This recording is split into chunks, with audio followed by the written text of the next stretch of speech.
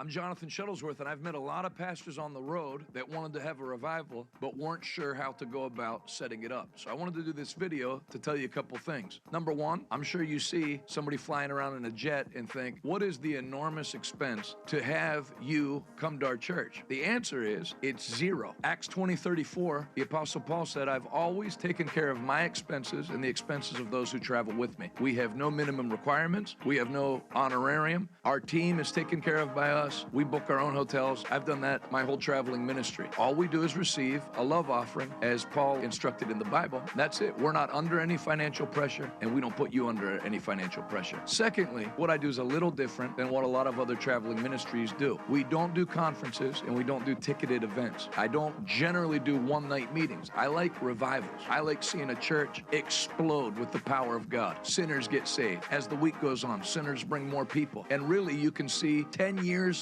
of church work accomplished in 1 week of a strong revival meeting. That's what I like to see done. I don't care about the size of the church. I care about seeing God hit the place, and whatever you start with, seeing it multiply. So what does it take for me to come to your church if you're interested? An invitation. So the information for an invitation is on the screen. I look forward to hearing from you, genuinely. If you're a pastor and you want to see God shake your region, I will partner with you in that. I want to see that happen, so I'll look forward to hearing from you and meeting you this year. Did you know you can take Revival Today with you wherever you go? Download the Revival Today Global Broadcast app. Once you download the app, you can stream all of our live services, watch all of our past meetings, and build your faith on our 24/7 network. So you can download the Revival Today Global Broadcast app today, available on all major platforms.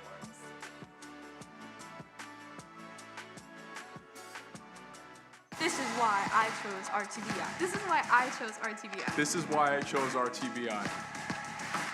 Many Bible schools don't offer the layers of real ministry training that RTBI offers. By the time you graduate, you already have plenty of preaching experience. You learn how to prepare spiritually and practically. We learn our constitutional laws, which are vital to operating a successful ministry. Every preacher should have a job. It's the job, the work of the ministry, the work of evangelism, the work of calling people to Christ, the work of praying for the sick, the work of casting out devils. That's what people are given to do. The Revival Today Women's Mentorship Program is a place for you to find encouragement, practical teachings, and inspiration for you to do all that God has for you to do. Led by Pastor Adala Shuttlesworth, this program empowers women to grow spiritually and to discover their purpose. Over 2,000 women are in this mentorship program, and we are seeing many women's lives transformed. Ladies, be a part of something powerful and sign up today at AdalaShuttlesworth.com.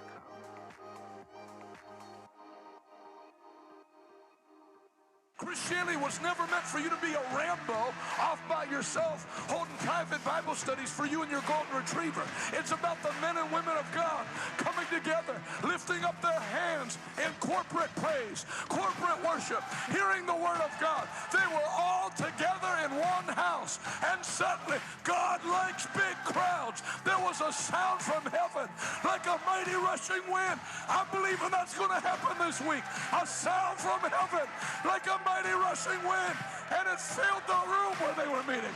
And there appeared, as it were, cloven tongues of fire that settled on each of their heads, and everyone present was filled with the Holy Ghost.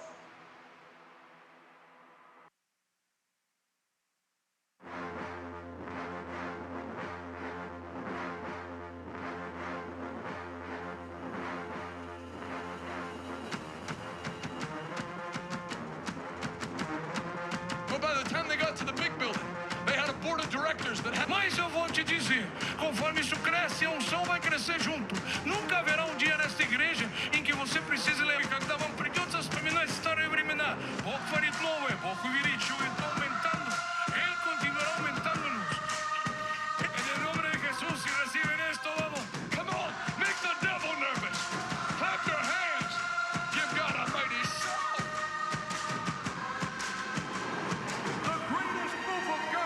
That has ever hit planet Earth is happening right now. And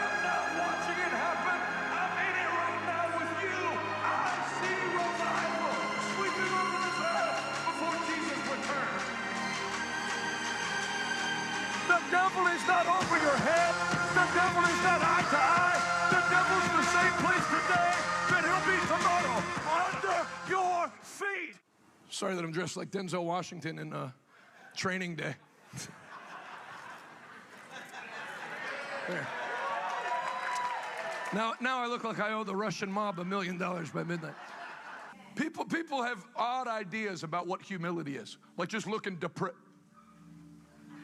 There's Brother Jonathan, he's so humble.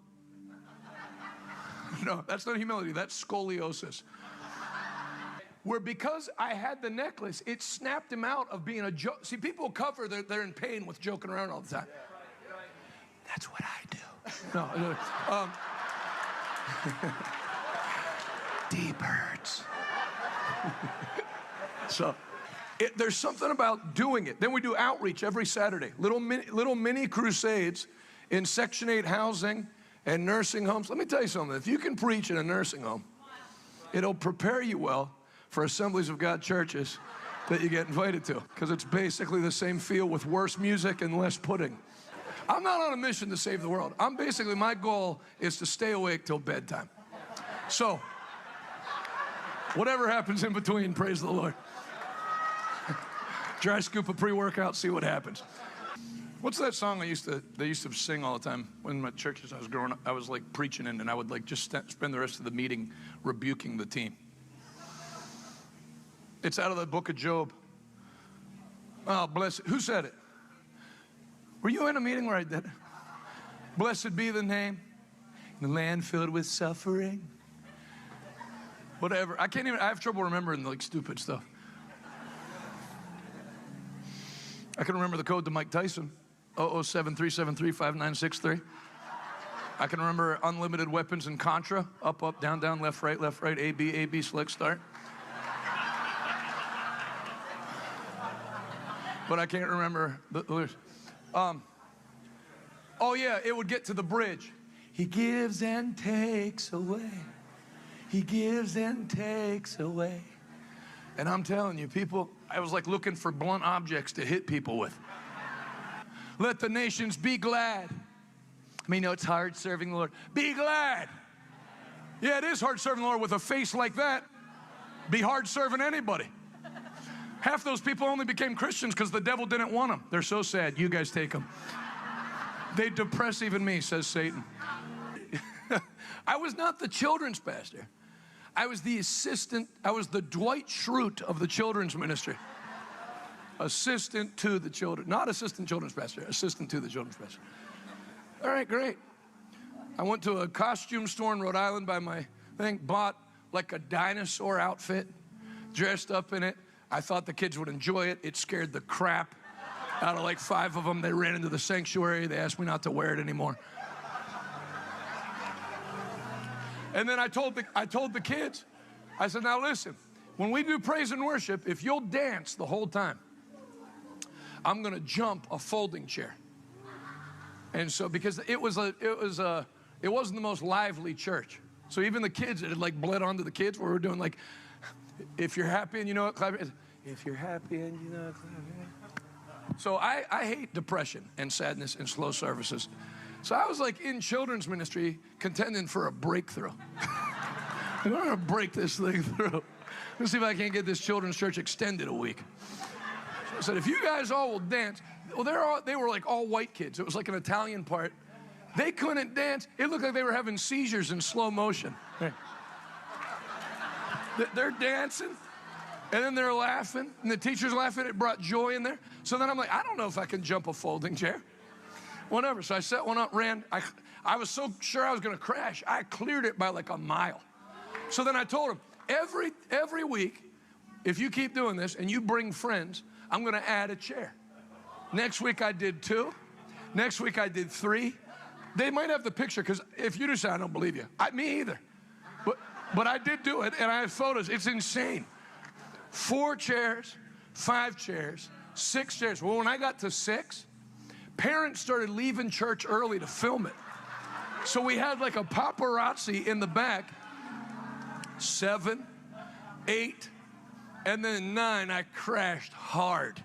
Split my shin open, bleeding. That children's church grew from a handful of kids. I think on that day I was going to jump like the Evel Knievel of children's church that couldn't afford a motorcycle. When I went to all the parents, and then it was good I crashed because they called a board meeting and said, you're going to have to stop doing that because it's irritating the pastor that a third of the church is leaving early to come watch you jump chairs in the back. Absolutely supernatural. It was supernatural. And that's the point. Thank you, Magalis. You're a blessing. You're a great lady, Magalis. I don't care what the Department of Child Services says. And I'm telling you, I'm standing with you. You're going to get those kids back.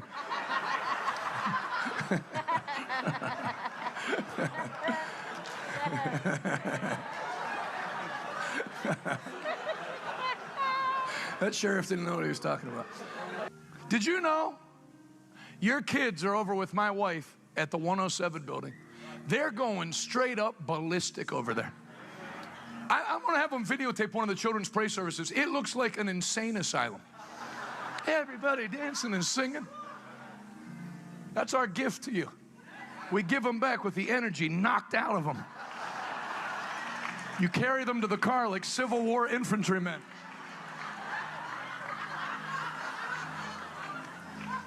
For snack, we're going to start serving NyQuil. Anyway, 6. You don't have a missions director that quit missions 10 years ago because they got a bad story. What ends up happening, pastors that teach the pastoral classes that don't pastor anymore. So you end up having people teach you that they're not trying to, but because they've been discouraged, they discourage. I know a lot of you students think you're going to go out there and win the world to Christ. But let me tell you something. It's like, why don't you just smoke while you teach? Because it has the same feeling behind it. That I started dancing the best I knew how. So Adalis, who actually knows how to dance, because as she's told in her testimony, she stopped drinking at age 15. I've never heard of that in my life. 15 years old, I'm had enough of this stuff. It's ruining my life. My math grades are through the floor. Most rigid church you could ever go to is the Italian Pentecostal churches in Canada. I said what I said, no apologies. They don't like dancing, they don't like falling under the power, they don't like, I'm talking Pentecostal. We don't do that. They all left the Catholic Church. They might as well just slap a black suit and white collar on. It's no different. They don't like any of that stuff. Then I went to an Italian Pentecostal wedding. All the deacons that wouldn't let dancing in church when they put on electric slide.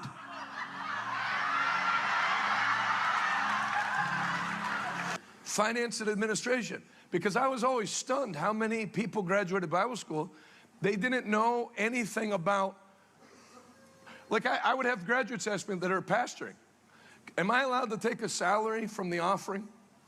You know, no, you have to starve to death. You're gonna pastor about 50 days and you're gonna die. Yeah, you can take a salary, but then there's a way to do it legally so you don't go to federal prison. And so we teach all that. All the stuff, it's almost like up until now, I feel like you had to be a preacher's kid to know anything about the ministry. They don't tell you, just trust God. That'll get you in federal prison when it comes to finances. Where are your receipts for your deductions? Brother, I'm just trusting God. Okay, you're going to the psychiatric unit. And then I went into the room, my bedroom, and I said, Lord, if you enjoy watching me do this as much as my wife did, I will dance for you every time I get money as a way to say thanks for where I know it came from. And I'll dance in proportion of the amount of money.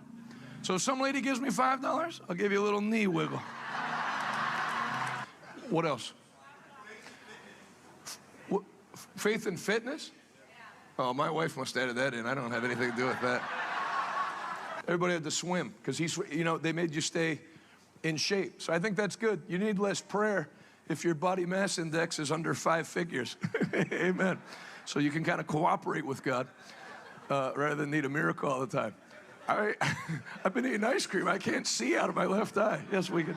God will heal you, and then stop having a pint of ice cream before bed. You got to be a real, you know when Jesse Duplantis said that thing, if you don't believe in healing, you haven't been sick enough? He's absolutely right. There was a guy that was on the radio 3 hours a day, all through the 90s, called the Bible Answer Man, that made fun of every healing preacher, mocked Benny Hinn. That was his whole program, 3 hours a day. Then he got diagnosed with cancer, joined a church that prayed for the sick and said, I'm rethinking my doctrine on healing. Yeah, now you are, you. What can we even say in this religion? I'm so limited. You unkind gentleman. Well, that'll blow out. Sometimes he says yes, sometimes he says no, sometimes he says wait. Bullcrap. Everyone that asks, I'm sorry, I forgot, not true. Luke 17, 15 to 19. And one of them, 10 lepers were healed, or as my cousin's youth pastor in West Virginia said 30 some years ago, 10 leopards. I mean, he didn't say it once, he preached it for an hour. There were 10 leopards. They came with their spots, and Jesus cleansed them of their spots. Meanwhile, somebody's loading a 357. He makes one more joke about West Virginia, I'm going to fire. The host is so liked how happy I was and how I was treating my daughter, and I guess whatever I just gave off, that when we sat down in the private room, she said, here's my name and number. I want to work for whatever company you run. And then she had blue hair, which you can have blue hair and be spirit-filled. Clarita's proven that. But 99 times out of 100, you can kind of guess how somebody voted by their hair color. So that's supernatural. You can't have Christians eat all they want and have 12 baskets left. Christians eat. It's the only thing we're allowed to do. That's why most Christians are big as houses. We don't drink, we can't smoke, we can't gamble. First of all, if you do support Kamala after she passed you over for being Jewish. Allegedly.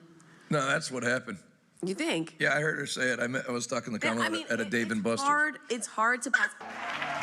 He said, were you looking to buy a Cadillac? I said, I am now. He said, do you like that black one? I said, yeah. Show me anybody that says they don't like a black Cadillac Escalade. I'll show you a liar that's going to burn in hell. I ain't telling the truth. No, Kamala is 60. She looks older, but nothing ages you like syphilis. Democrats brace for a possible crack. Great things for them. Who said it? The heathen. People that didn't believe in God said the Lord has done great things for them. Did you know we've had almost every baggage handler that works at the private airport on our jets come to the church here because they say you're different. You tip us more than the Steelers. You tip us more than the Pirates. We would send lunch over there once a month to the airport for all the workers. When I got off the plane, there'd be 5 of them lined up to give me a hug. It looked like a gay airport. Oh man, I'd hug them one after another. How was the trip? We watched on Instagram. Then they quit watching and started coming. None of them served the Lord. Then they all started coming and serving the Lord. Brought their mother to get saved because the heathen, people that don't know God, will see how great your blessing is and say, I want what you got. I like that you're smiling. I like that you have joy. This lady, Kristen Welker, irritates me. See, this is why I don't have a problem with Kamala and her laughing. I'd rather a happy alcoholic than this murder-eyed, well, very limited as to what my next word can be due to my Christian faith. One started with a T, one started with a B, and one started with a C. All right, he really. And look at the reception he got at that barber shop. The barber shop, man. Faith, you spoke to a Hispanic once accidentally at a Texaco station. What's your opinion? Next. I felt the anointing on it strong. He went, let me tell you something, Jonathan.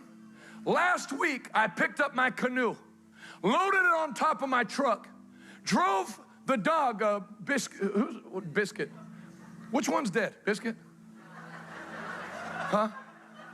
Hunter's dead. It was Hunter. My mom goes through dogs like towels because she'll sit and watch TV and eat a bite-sized Snickers and then one for the dog.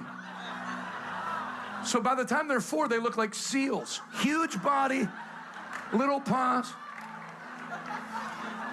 Then she'll come and go, Jonathan, did you hear Hunter's sick? Really? Glad you treated me and Jessica better than those dogs. Want a cigarette? how it has changed my life. It has opened up so many doors. I don't want to start crying, but even a lot of saved, sanctified Holy Ghost people didn't even believe it. Pause it, That's pause why it. I made a copy. Even a lot of saved, sanctified, Holy Ghost-filled people don't believe it. That's right, they don't. They speak in tongues, and that's the last holy thing they say. They need to learn how to also say spiritual things in English. How many know we're going to have a hard week? Whoa, just stay in tongues.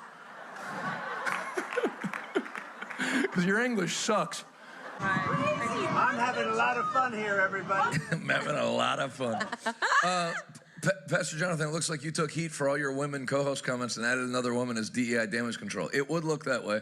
I would remind everybody, I never made any comments about having a woman co-host or women being on TV. It's the woman always talking over and correcting the man, which I don't like. Archie Bunker would agree with me. Next. I'm going to tell you something. I'm getting to like this global warming stuff. 73, late October, not a cloud in the sky. And then they say the ocean levels are rising. We might have beachfront property as well in Allegheny County. I could get used to this.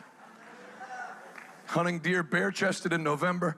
I don't get it. I don't get why push this. That's literally the Everybody pushback. You know, it's like 10% of the people that push for abortion are young sorority type girls, and then 90% are women that wouldn't get touched in a men's prison. Continue.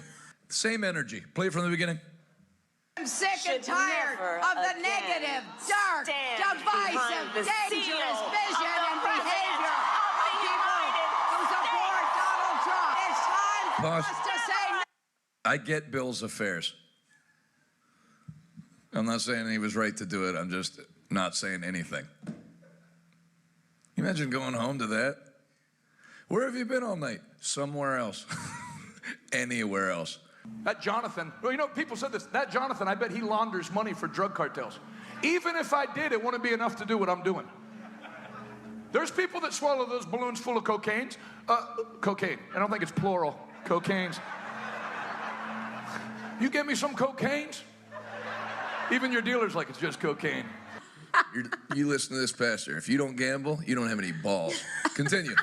He, as you know, appears to be not well, and he's engaged in some really bizarre... If I have to hear one of these sluts on MSNBC call Trump unwell after running coverage for Biden for 3.5 years. Hundo. Shut your whore mouth.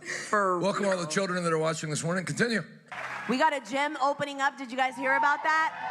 It is unbelievable. It is fabulous. One of the nicest gyms I've ever been in, because I want to give our church family a place to work out. Yeah, that's not that are creepy. members instead of going on medication. Yeah. Look what happened to Mark Zuckerberg when he started lifting weights.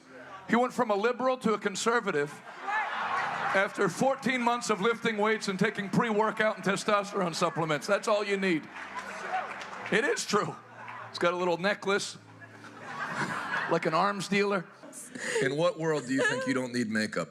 Are you really going to preach it because you set it up like you're going to preach and you don't go into it?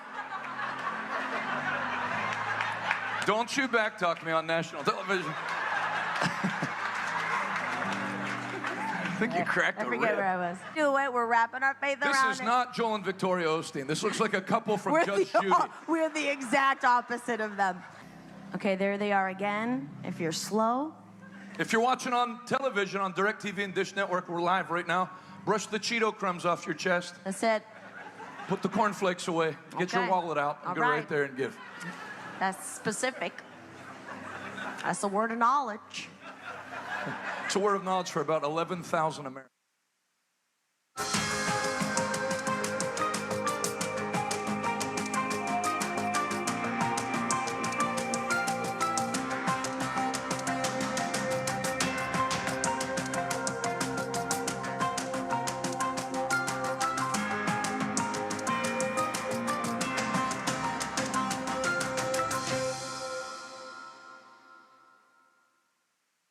The following program contains political discourse, opinions, and footage that many viewers may find offensive. It should not be viewed by anyone ever.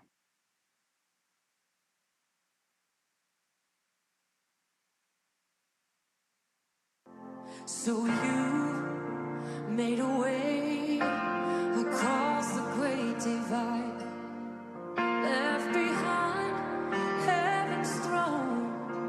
to build it here inside. And there at the cross, you paid the debt I owed. Once they called us Broke my chains, freed my soul. For the first time I had hope. Thank you, Jesus, for the blood applied. Thank you, Jesus, it has washed me white. Thank you, Jesus, you have saved my life, brought me from the darkness into glorious light. What would you do if I sang out of tune? Would you stand up and walk out on me? In a time not so far removed, the world seemed a bit simpler, at least through the eyes of a kid growing up in the heart of America. Back then, we had something special, a culture where freedom of expression wasn't just allowed, it was celebrated. Making fun of each other wasn't about malice, and it usually wasn't even mean. It was a rite of passage, a way to laugh about our differences, unifying us through humor. Sure, there were bullies, but they played an important role. By pushing us, they taught us to push back, to stand up for ourselves, to fight for what we believed in. A clever comeback was like a right hook with a smile. You play ball like a girl! It was all part of growing up and learning life lessons that molded our character. Everyone got their turn, and it was worth it. But as time went on, people got lazy. They got soft. The culture went woke, and suddenly everything was offensive. Every joke had to be justified, and the spontaneity of youth was replaced with caution. Our carefree spirit replaced by the twisted calculations of political correctness. Victimhood became a virtue, and cancel culture reigned supreme. Then a miracle happened. God stepped in, and we, the people, stood up. We elected a new president, a leader who promised to bring back the laughter, the color, the soul. This president, with a nod to the past, aims to make our culture great again, a pledge to reignite the magic of yesteryears. Mr. Donald! Oh my God! Not just bringing back jobs, but bringing back the joy of unapologetic humor. This ain't Johnny Carson, motherfucker. The freedom of expression without the fear of offense. Now we're seeing a renaissance. The music is getting louder again, the colors brighter, and the laughter, well, it's starting to sound a lot like it used to. Maybe it's not a return to the past, but a rebirth of the spirit that made those times so special. So here we are, standing at the crossroads of nostalgia and revival, looking forward to what's next with the same hopeful eyes we had when we first watched the world through the window of our childhood. And maybe, just maybe, we're learning that the best parts of our past can still light the way for our future. And maybe we're about to enter a new golden age, a golden age where the wonder years start now. This nation was built on law, order, and pride. Immigrants came through the front door with papers in hand and hearts full of hope. But that America was betrayed by Democrats. They didn't lose control of the border. They opened the floodgates on purpose. 20 million poured in. Cartels, rapists, traffickers, funded by you, enabled by them. This wasn't immigration, it was an invasion. By design. And we paid the price. In chaos, in crime, in blood, while traders in suits handed out benefits with our money. But now comes the reckoning. We're not deporting immigrants. We're deporting lawlessness and those who sold this country out. Law, order, sovereignty. Without them, we don't have a country. So now it's time for retribution, for justice. You don't get to destroy America and stay in it.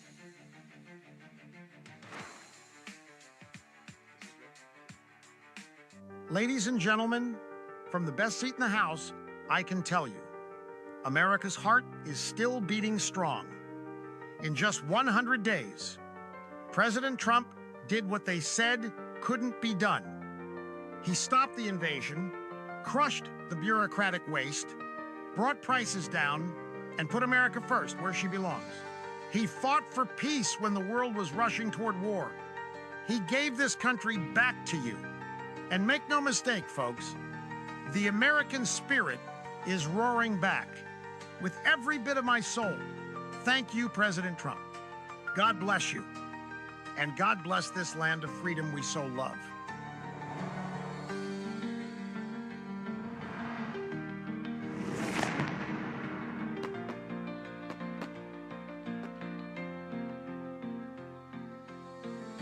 Let's tell a story about one of the greatest psyops in history. The psyop that you deserve less and less every year, and that you should work harder and harder for less and less. The psyop that to be broke was the American way. The psyop that you should be lucky to pay your bills. The psyop that it's normal for prices to go up every year, forever. The psyop that it's normal to pay taxes. When you're born, death and taxes are the only certainty they would tell you. The psyop that you need to make $80,000 a year to take care of your family, then $100,000, and then $150,000. Now they tell you both you and your wife need to work to achieve financial freedom. So you hire the nannies, you hired the babysitters, you leave your community, you just don't have time for them anymore. Because you and your wife embarked on individual careers. These careers that took you away from your kids, your spouse, your home, your community. And they told you this was normal. It's totally normal to spend 2/3 of your time away from your family. It's normal to fight and get divorced.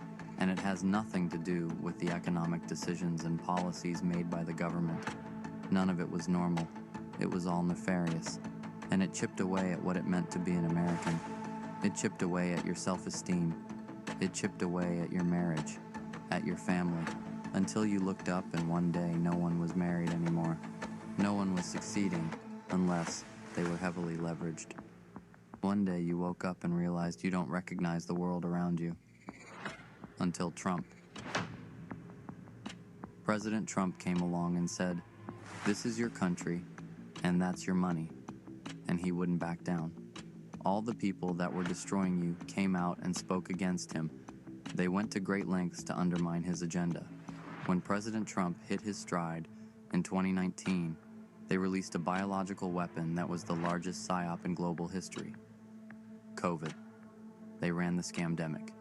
They extorted trillions of dollars out of your economy. Then they stole your election overtly, hijacked your democracy, put up barbed wire fencing around your capital, and told you it was normal. During the next 4 years, they would unleash an invasion the likes of which no nation had ever seen. Hundreds of thousands, if not millions of illegals poured in the United States of America and began gobbling up whatever remaining resources were in existence. You were deemed a domestic terrorist by those in power. They surveilled your phones, your computers. They surveilled your lives. But it wasn't enough to stop Donald Trump. When they couldn't undermine his campaign through the courts and lawfare, they eventually tried to kill him again and again and again, until that fateful day in November when President Trump and America reclaimed their sovereignty. With him, he brought the richest man on the planet, for free, named Elon Musk. They then began uncovering and publicizing all of fraud, theft, waste, and abuse of the American taxpayer. They have threatened him. They have threatened his family. Subversion is all they have left. Infiltration is all they have left. Their funding is drying up.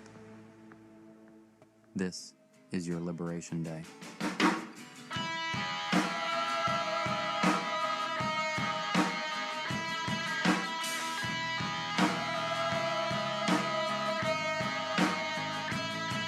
With your feet on the air, your head on the ground. There's not a snowball's chance in hell that Canada will ever be the 51st state. What say you, Mr. American Ambassador? Canada, go!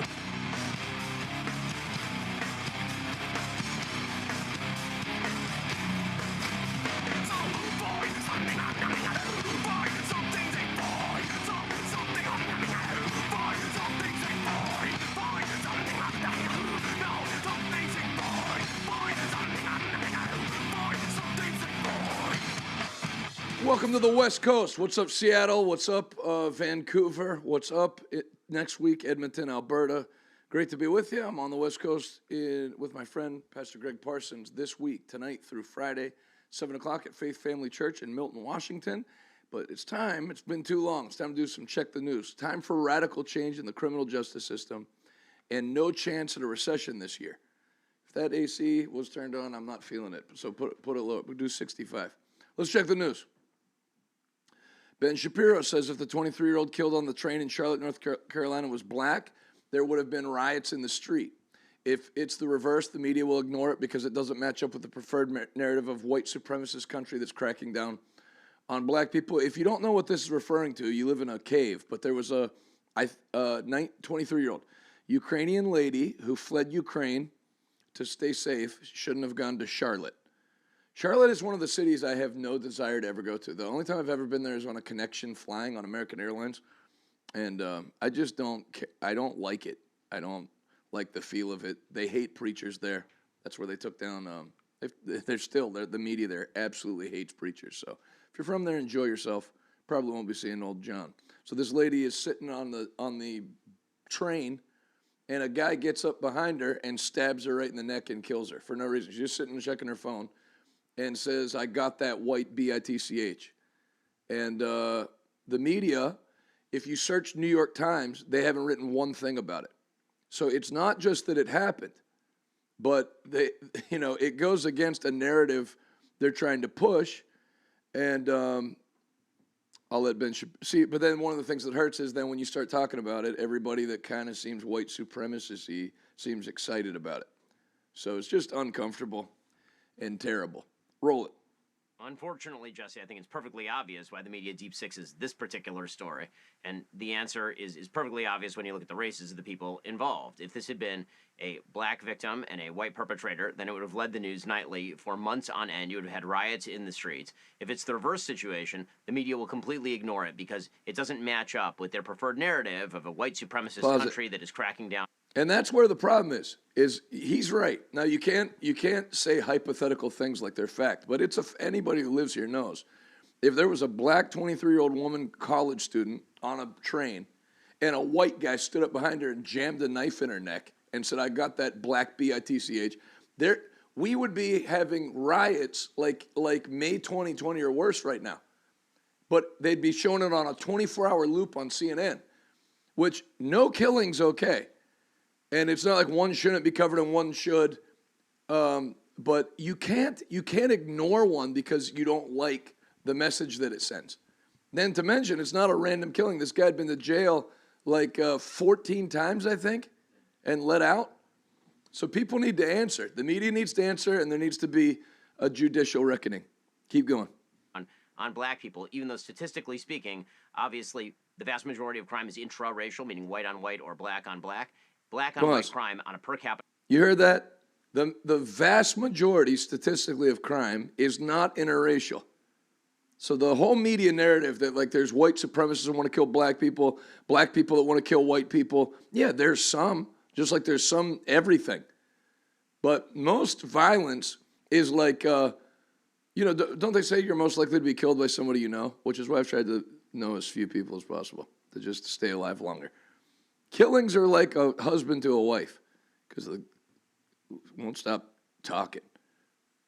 You've told her like 3 times and she just won't shut up. So anyway, I'm not justifying domestic homicide. I'm just saying from their point of view. And then, it's that kind of stuff. It's family stuff. It's people you know. It's a guy that stole your girlfriend and the guy goes back and kills her, that kind of thing. So continue. Basis is significantly higher than white on black crime. That does not match up with the media narrative about white supremacy in the United States. Do you also feel like they're sensitive to being called racist by their friends, family, and colleagues for highlighting black crime? There's no question about that. In the echo chamber that the legacy media live in, if you even mention black on white crime, then you are immediately seen as racially discriminatory in some way, because the basic idea on the left is that white against black is really the story of America, as opposed to blacks committing crimes against white people. To even mention that is to undermine the entire narrative of the 1619 Project, for example. By re-releasing these people out into society Pause. after 11... You couldn't get me on a city bus in America without an M60 belt-fed machine gun. Continue. 12, 14 prior arrests. Isn't there something about self-preservation? The judges and the DAs alone, why would they do that? Why would they turn these people loose over and over again? It's ideologically horrific. You know, I have a book called Lions and Scavengers about the mentality that suggests that if somebody is acting badly, they must be a victim. And that is the mentality that undergirds all of this. When you hear the mayor say that you can't incarcerate your way to safety, that is precisely wrong. You absolutely 100% can incarcerate your way to safety. We do not have an under-incarceration problem in America. We have an over-incarceration. We have an under-incarceration problem. We need these people locked up. One thing, and maybe I should talk to some of the black folks that are in this room and just get the thinking on it. Not that they necessarily share the thinking, but I just don't understand the, like, they're arresting too many of us or that kind of. I don't care how many white people get arrested. I have no allegiance to white people. I could name you 100 off the top of my head I don't like, several that are commenting right now. I don't get the, like, we and the community. I don't get that stuff. I have no interest in helping the white community, the Polish community. I have my household that scripturally I'm in charge of taking care of. And everybody else, I'll help them when I feel to. But we're not in this together. That's why I never bought into the mask up. We're in this together. Now, how about every man for himself? How about if you get COVID, sort it out? And how about I'll do what I want? How's that? Community sounds too close to communism for me to like it. Continue. For longer periods of time. This particular person should have been involuntarily committed for mental illness. He had violent schizophrenia, or he should have been in prison. Next. Roll it. I'm tired also of the term mental illness being used as a cover for criminality. When a thug targets a woman, that is not insane. He knows she's weaker. When he comes from behind with a knife, that's not insane. He minimizes her ability to inflict harm on him. When the thug flees, that's sane because he knows if he stays, he'll be arrested. So what would be insane would be if he were to face off against a man without a weapon, somebody like a Tyrus. That would be insane. You'd go, okay, that's crazy. But almost all of these people that do this stuff, they go after women. That is not insane. That's self-preservation. This is not insanity. It's an evil mind. And it's an evil mind that is somehow excused in a culture that weaponizes victim status. In this case, mental illness. And what is it about a society that contributes to this? And I say this based on my own personal evidence of being on city streets every single day in New York, that when a homeless person is shouting at people, he's not shouting, I really made a mess of my life. Boy, I really screwed up. No. His aggression is purely blaming other things and other people. He blames the world, he blames people, he blames you. So we're living in a progressive ideological nightmare where the worst in society is empowered by a sense of victimhood. So when this happens, they will still get people like Brian Stelter that says, oh, be careful of the racism, or other people saying, you know what? We really need to be concerned about our services to the mentally ill, which may or may not be true, but he's not mentally ill. He needs to be executed. Agreed. Lastly, I asked Grok for a Pause. conservative count. I know this sounds kind of harsh, especially this early in the morning if you're on the West Coast, but I don't understand why not castrate any convicted sex offender that beyond a reasonable doubt, not accused. I'm talking you molested a child. Why are they walking around? I don't understand. Who's in favor of them getting a second chance? I know I'm not. Why are they not castrated in prison? Why is that not a life sentence? And why, if you kill someone, you know, the guy that blew up the bus in London in 2005 and killed 40-some or 50-some people got released yesterday. Why? He was in good behavior in prison. Great. Let him keep having great behavior in prison. I feel like if you blow up a bus full of people, even on Grand Theft Auto, they frown on that kind of behavior. Continue. Times the George Floyd video was played, looking at tweets and social media, Instagram, news networks. It came to a conservative number of 975 million times. That is not counting retweets. So that is a snapshot of this liberal disease, the hierarchy of problems. The media And politicians, people like Stelter, implore you not to cover one problem, but to amplify another one to a destructive degree that leads to riots, leads to dozens of deaths. But do not cover this other thing because that is racist. And that is not as important. In the hierarchy of problems, we decide what you cover. Greg Gutfeld, next. Carolyn Levitt, friend of the show, just dropped a bomb in the briefing room. Roll it. In shoplifting. Brown had previously served 5 years in prison for a robbery with a deadly weapon charge. And he had also forfeited bonds 3 different times, twice in 2014 and once in 2023. Despite all of this past documented criminal history, when Brown was arrested yet again in January of this past year, a Democrat judge, who I will add was a strong supporter of former Vice President Kamala Harris, released this insane criminal once again without requiring him to pay any bail. He simply had to sign a written promise to return for his court hearing. Think about how crazy it is to ask a career criminal, someone who by definition repeatedly breaks the law, to just sign a written promise and come back again another day. This is madness. This monster should have been locked up, and Arena should still be alive. Next. CCTV footage has been released showing the moment an IDF precision strike targeted Senor, like it's Cinco de Mayo, Senor Hamas leadership. Hello, welcome to Senor Hamas leadership in Qatar. And Trump's not happy about this, by the way, because he's trying to do to do that deal he's doing in Qatar and Saudi Arabia, and Israel's kind of messing it up by blowing up not random apartments, specific apartments. Roll it.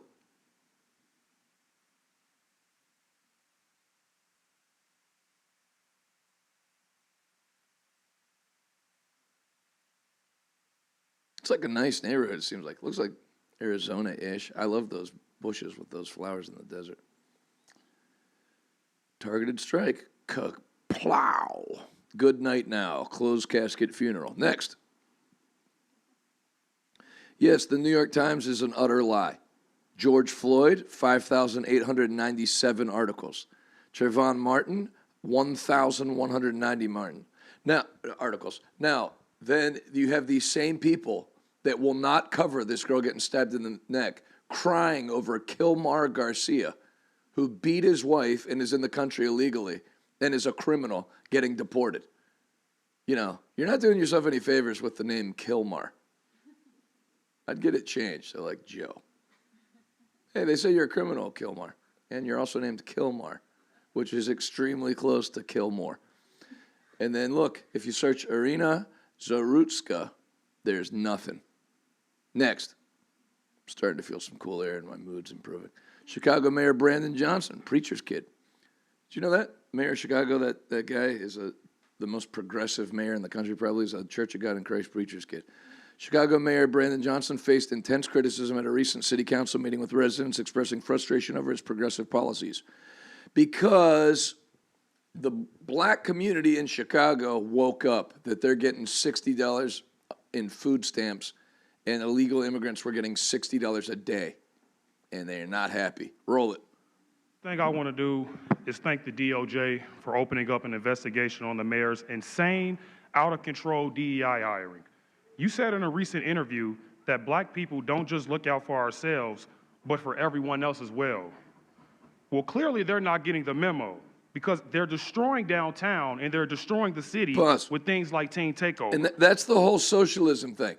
That's what Brandon Johnson, you shouldn't be mad about us giving the benefits we're giving to illegal immigrants because black people not only take care of themselves, we take care of each other too. I wouldn't do that. I wouldn't buy into that.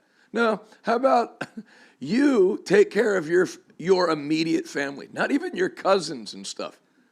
Like everybody's watching, as you get blessed and leeches show up out of the woodwork, I wouldn't feel any obligation to help anybody.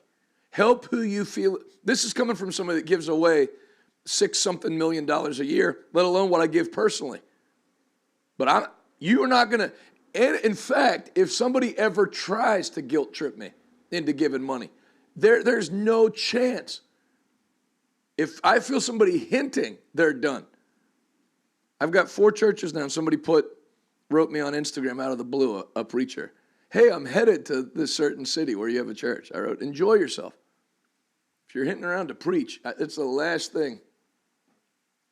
So don't do that. Don't let politicians sell you that crap. And actually, we're going to play an awesome clip, if you stick around, where Mark Cuban and who was he with? Tucker Carlson are talking about Ukraine. And Mark Cuban, a Democrat, says, I have about half my family's from Ukraine, so if anyone should comment on it, it's me, and I feel we should help them. Tucker Carlson, I feel we should help them financially. Tucker Carlson said, you're a billionaire. How much of your own money have you sent over? He said, none. He went, then what do you mean by we?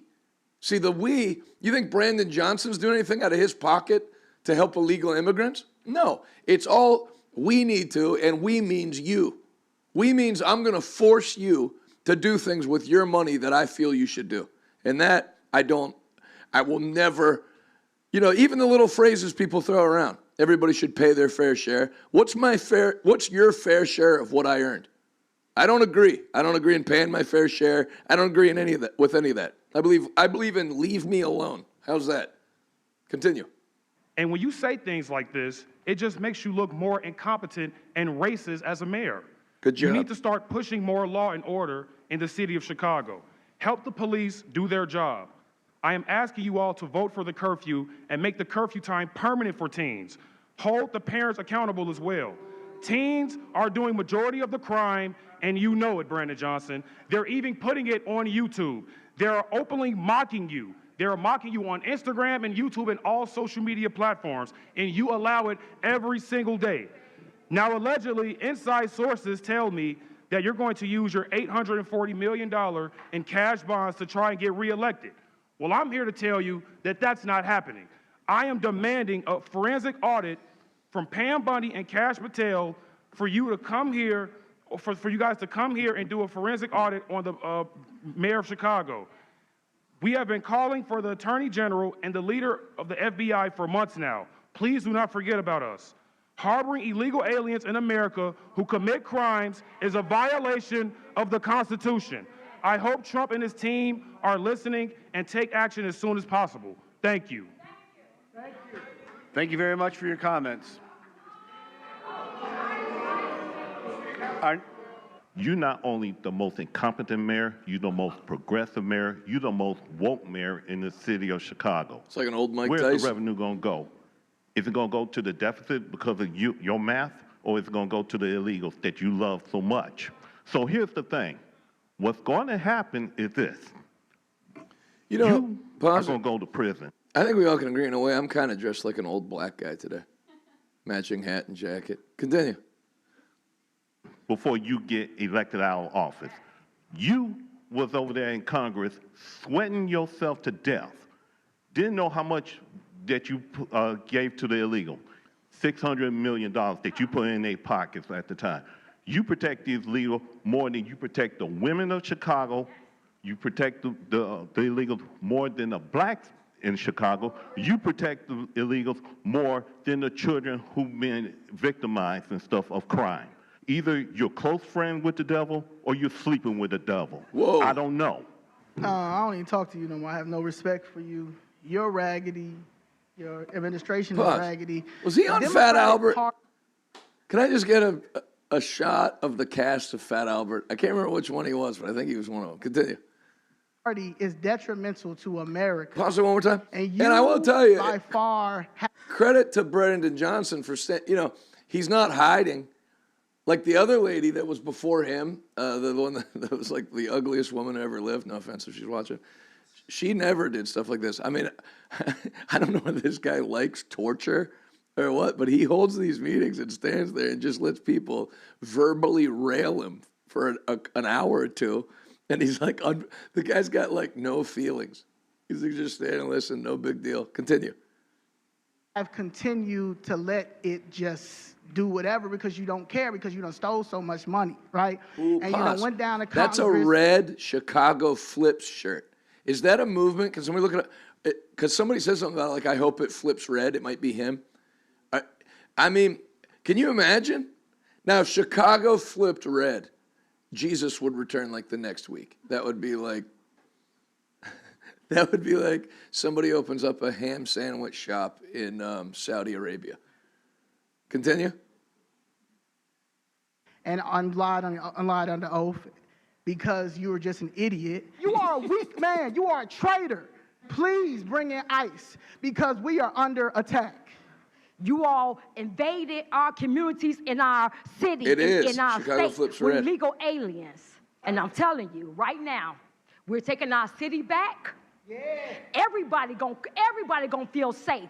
Everybody gonna be prosperous. Not just one, everybody, the whole Chicago. Chicago is going to flip red I could be friends into with her. our almighty God. Why is this guy coming up? Was he from Malcolm X's old bodyguard? Next. There he is. Great speech.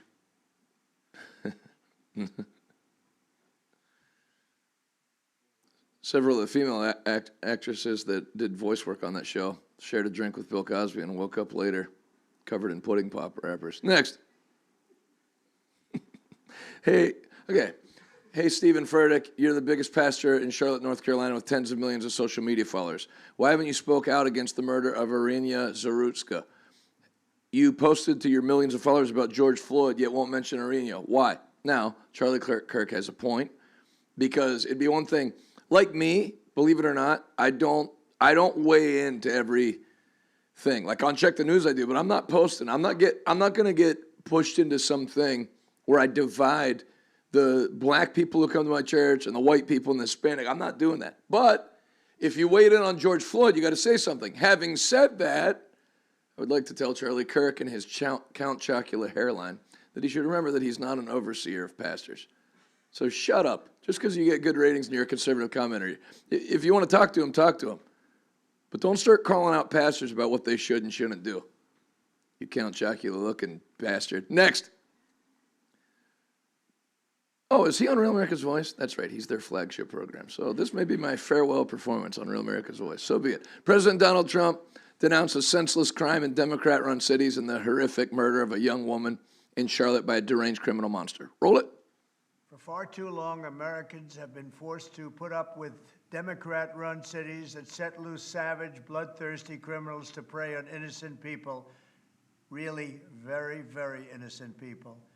In every place, they control radical left judges, politicians, and those activists. neckties that Donald Trump wears are fine pieces of clothing. They're made by a company called Stefano Ricci. I looked into it.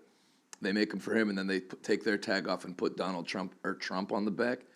But if you ever look at a Stefano Ricci tie, they're a work of art. Continue. Adopted a policy of catch and release for thugs and killers. In Charlotte, North Carolina, we saw the results of these policies when a 23-year-old woman who came here from Ukraine met her bloody end on a public train. And here's a picture of it. This is the picture of it. And this is a picture of the woman, a beautiful young girl that never had problems in life, with a magnificent future in this country. And now she's dead. She was slaughtered by a deranged monster who was roaming free after 14 prior arrests. We cannot allow a depraved criminal element of violent repeat offenders to continue spreading destruction and death. My friend Kevin said, Charlie does good work. I like him. Me too.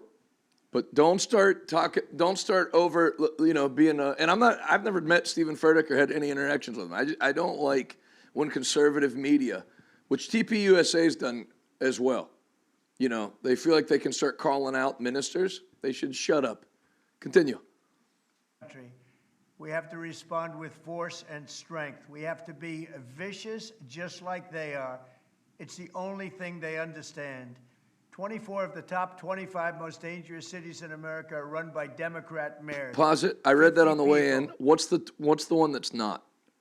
Because almost all, for whatever reason, almost every city has a Democrat mayor. There's almost no major cities or even mid-major cities that don't have a Democrat mayor. So I'd be interested to know. It would have to be Jacksonville would be my guess. Jacksonville was always like a city that sometimes would have a Republican mayor. Continue. We have to respond with force and strength. We have to be vicious just like they are. It's the only thing they understand. 24 of the top 25 most dangerous cities in America are run by Democrat mayors. 50 people were murdered in Chicago in recent weeks, with hundreds being shot. And it's time to stop this madness. The people of our country need to insist on protection, safety, Pause. law. You know, Chicago has maybe the toughest gun laws in the country, and they have the murders are off the charts. And then the leadership in Chicago will say it's because the guns pour in from Missouri, as if like all the criminals are going down to the Bass Pro Shop on the weekend and then coming back. Continue. And order. We have proven that it can be done because we did it right here in D.C., in District of Columbia. The capital of America was a bloodthirsty, horrible, dangerous place, one of the worst. And now it's a crime-free city, and we're going to keep it that way. It can be done. It can happen fast. All we want is, please, Mr. President, we need help. Chicago needs help. Other cities need help. We'll do what has to be done because we're going to make America safe again, and that includes our big cities. We're going to make those cities safe. Thank you. I believe him. Next. And it's funny that you have, it's funny the flip that took place, that you have the black community in Chicago saying, like, send in ICE, send in the National Guard. Where they tried to frame it like Trump wants you. And they're like, no, it's not us. First of all, who wants the criminal element of their race protected? Arrest all the white criminals you want. It won't change one thing I'm doing for lunch. And anyway, people have woken up. Other noteworthy large cities with Republican mayors include Fresno, California, Mesa, Arizona, Virginia Beach, Virginia, Miami. Miami, Florida has a Republican mayor? Then that has to be. But what's the one in the 25th? The 25 highest crime cities. It would have to be. If Miami has a Republican mayor, it would have to be that. That's amazing. Next. Nice. Let me see them again. Good. Keep up the good work. Next.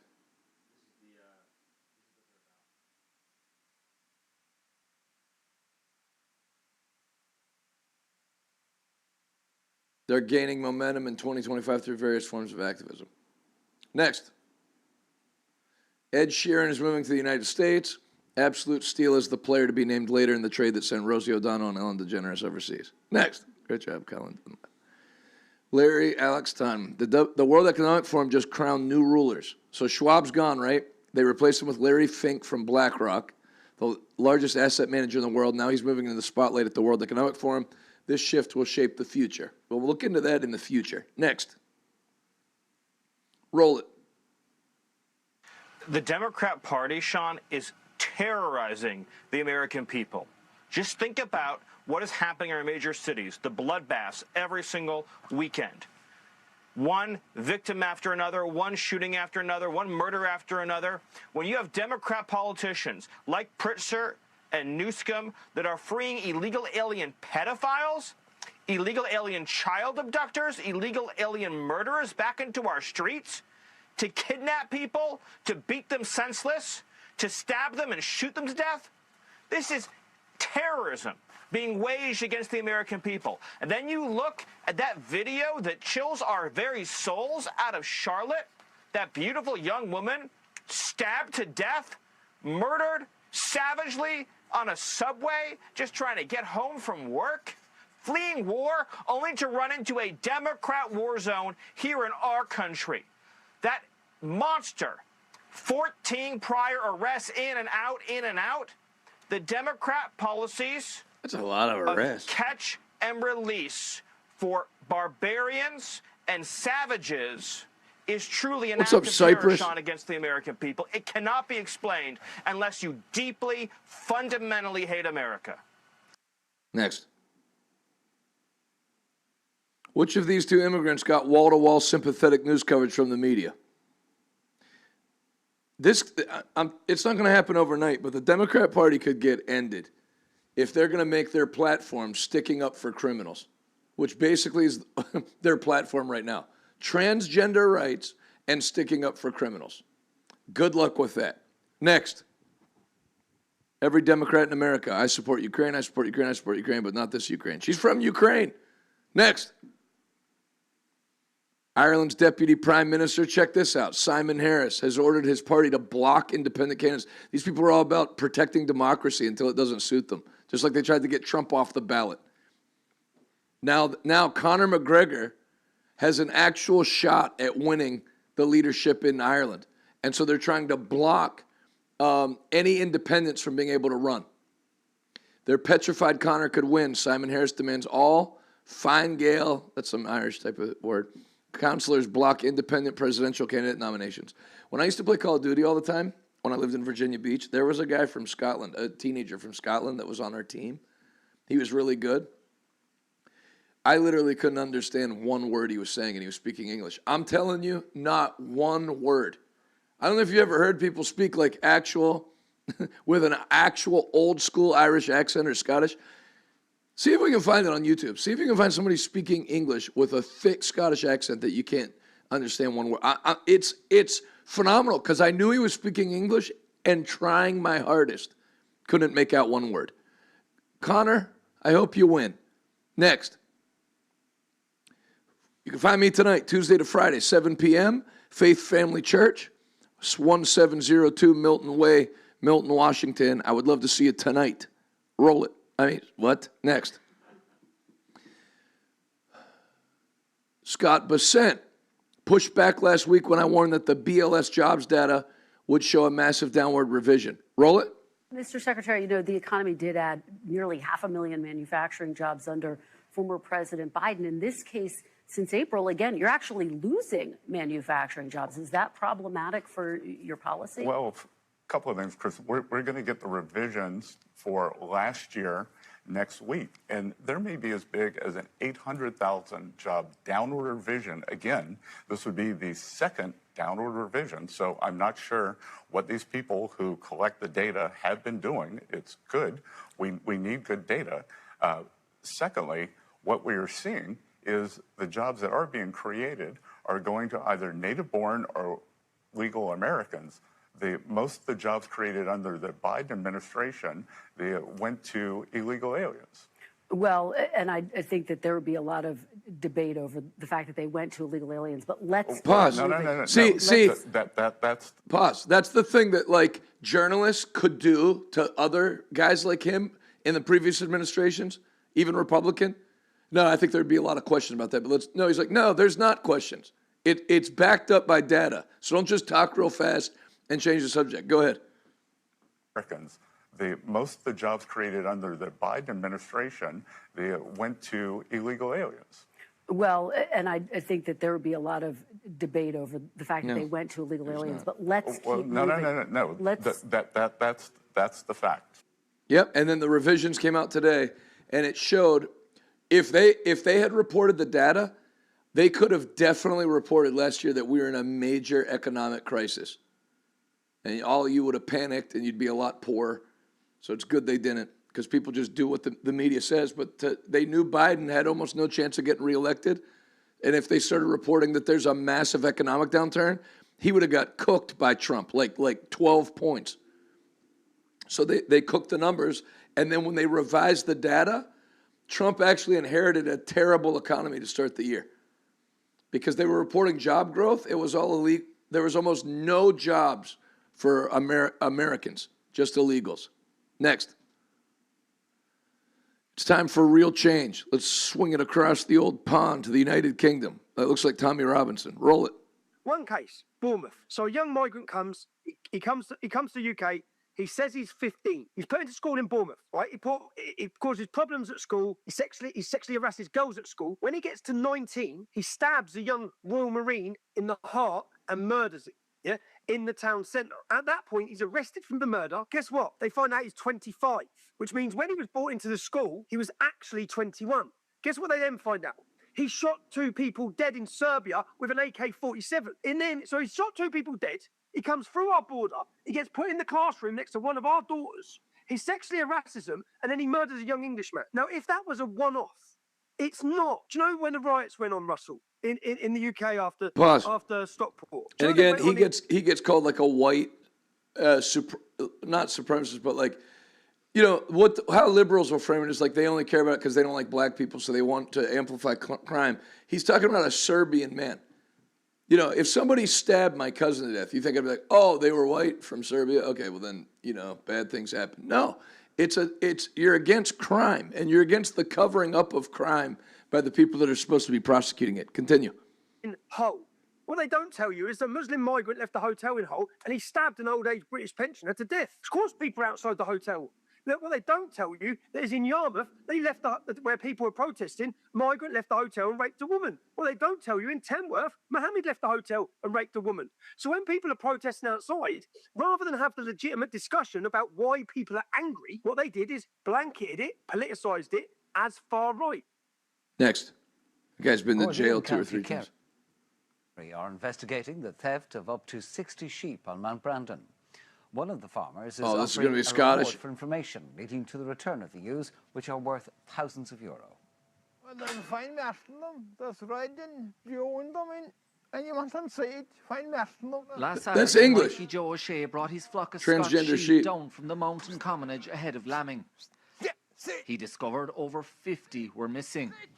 Allowing for a number of deaths and strays, Mikey is convinced over 45 sheep have been stolen. Possible at night, there'd be a full moon there about night, and it should be bright out, and there could anyone go up in the mountains about night, sure.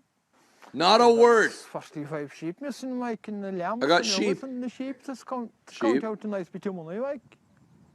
To be done about it, nothing. Mikey's next door neighbour says some of his sheep have also been stolen. Come back, come back, come back. I'm missing about 10 ewes. It's not all that difficult. All you got to do is have a good dog.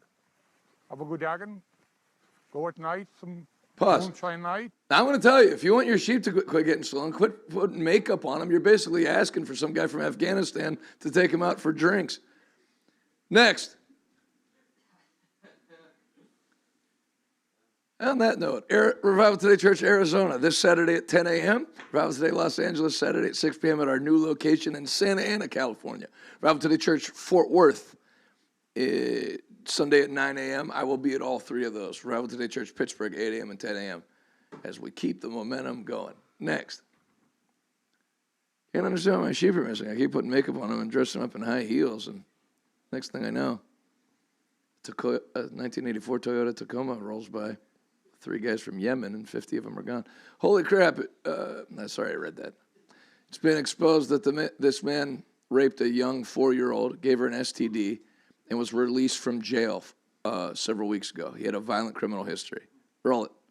He's only 25, but is well known to Baton Rouge police, causing problems over the years. Listen, while I'm closing doors for myself in various cities across the United States, Baton Rouge needs repainted and then bulldozed. I went from Baton Rouge straight to Abuja, Nigeria last year and felt way safer in Abuja. Continue. Filled out in a plethora of paperwork filed with the 19th Judicial District Court. It's extremely frustrating. Baton Rouge Police Chief T.J. Moore sat down with us Friday, expressing frustration after the same man is now accused of raping a small child. We've arrested him 6 times Pause. Over the last... See, it gets demoralizing for the police. You arrest him, and the judges turn him out as fast as you catch him. Continue. 6-7 years. He's everything from firearm charges to domestic abuse battery, violation of protective orders. He's currently on probation, supervised probation, by probation and parole. If you rape a 4-year-old, you shouldn't be executed. You should be drawn and quartered. You like they did in the old times? The rope on each limb and then run the horses in the different direction and pull your arms and legs off at a minimum. Let alone put back on the street. What do you have to do to stay in jail? I mean, somebody make sense of it. So you let that guy out, and then you're going after people for mortgage fraud. Not that I'm pro mortgage fraud. Next. It's now been over 8 months since the Pacific Palisades burned to the ground thanks to the incompetence of Gavin Newsom and Karen Bass, and they have issued a total of 17 building permits in unincorporated Palisades, and only 8 buildings are under construction. Next. Well, I love these. I don't know if you love them, but I do, and this one's a great one.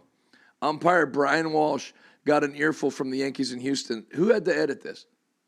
Great job. It's a lot, right? I appreciate you. Roll it. Ball 3 wants it as a strike, doesn't get it, and then ball 4 wanted that one too. Breakdown is brought to you by Is that Devin CD. Williams? You Is he? better be He went to the right Yankees? on that. Damn it! You missed 4. You want to get thrown out? Kind yeah? of edited. Fine, good. You got it. Boom.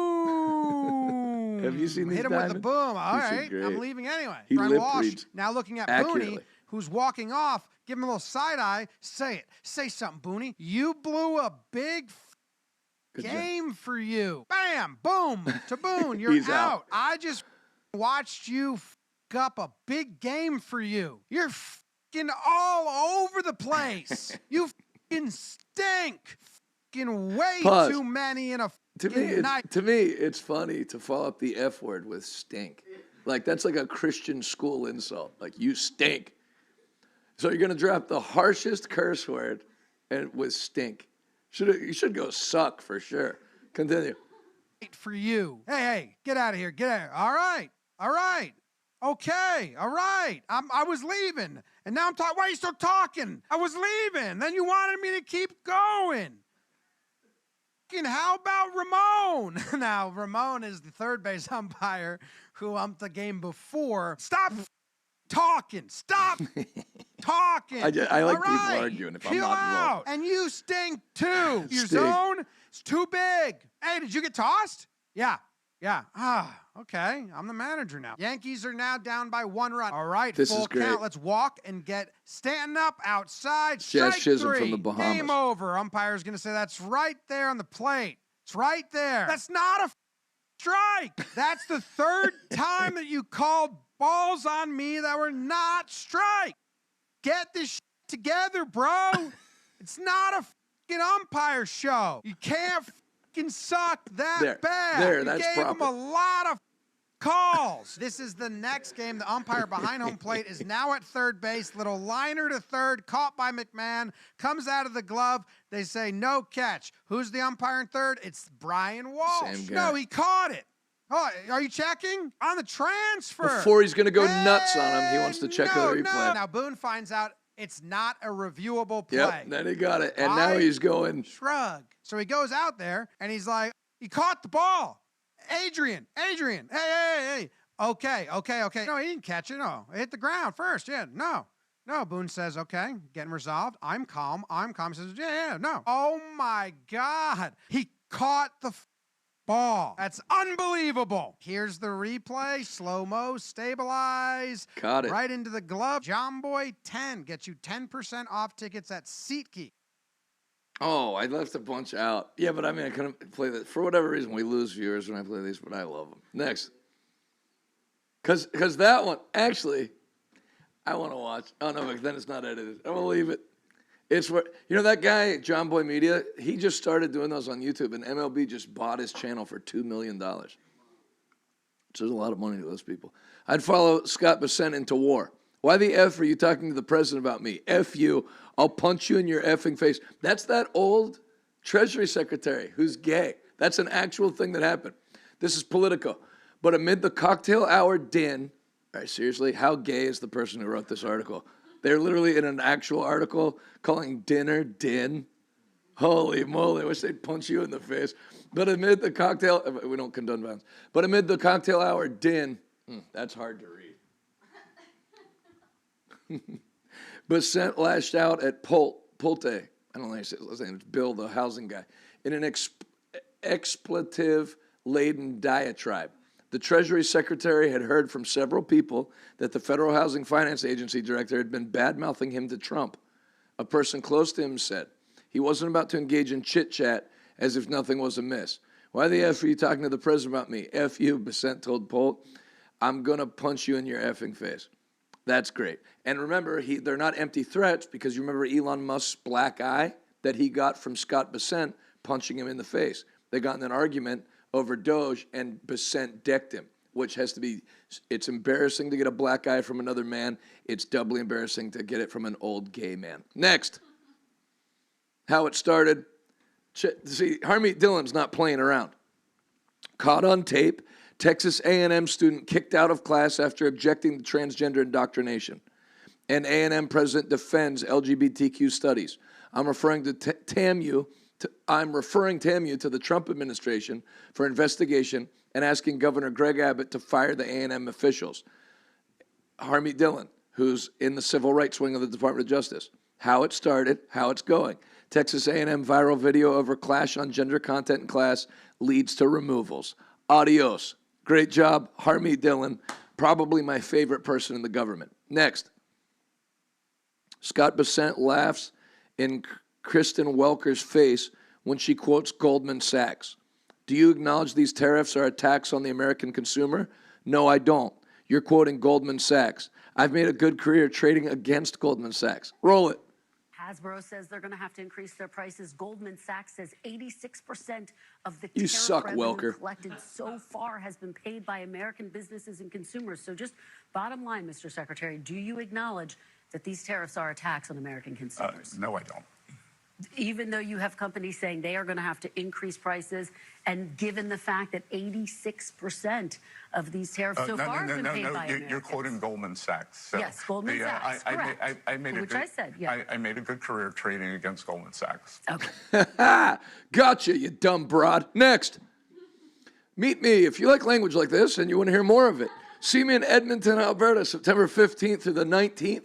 7 o'clock nightly, 16th through the 19th, that's Tuesday through Friday, 10 a.m. to 1 p.m., for pastors and leaders as we look to see God touch the great nation of Canada. Next, Carolyn Levitt just dropped a bizom.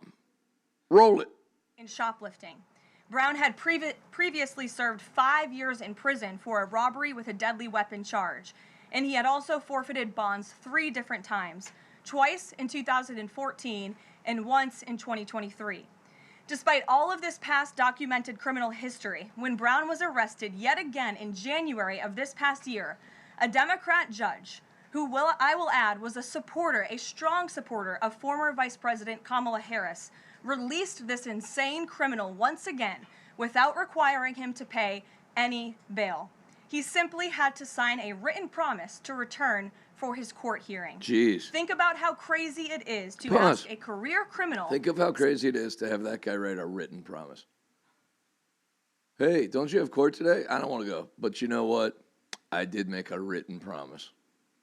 And I may be a murderer, but I'm no hypocrite. Continue. Someone who by definition repeatedly breaks the law to just sign a written promise and come back again another day. This is madness. This monster should have been locked up, and Arena should still be alive. Next. Nobody came to help Arena. They just let her slowly bleed out. That is almost as bad as the murder, to just sit there and like lean away so you don't get blood on your $19 outfit.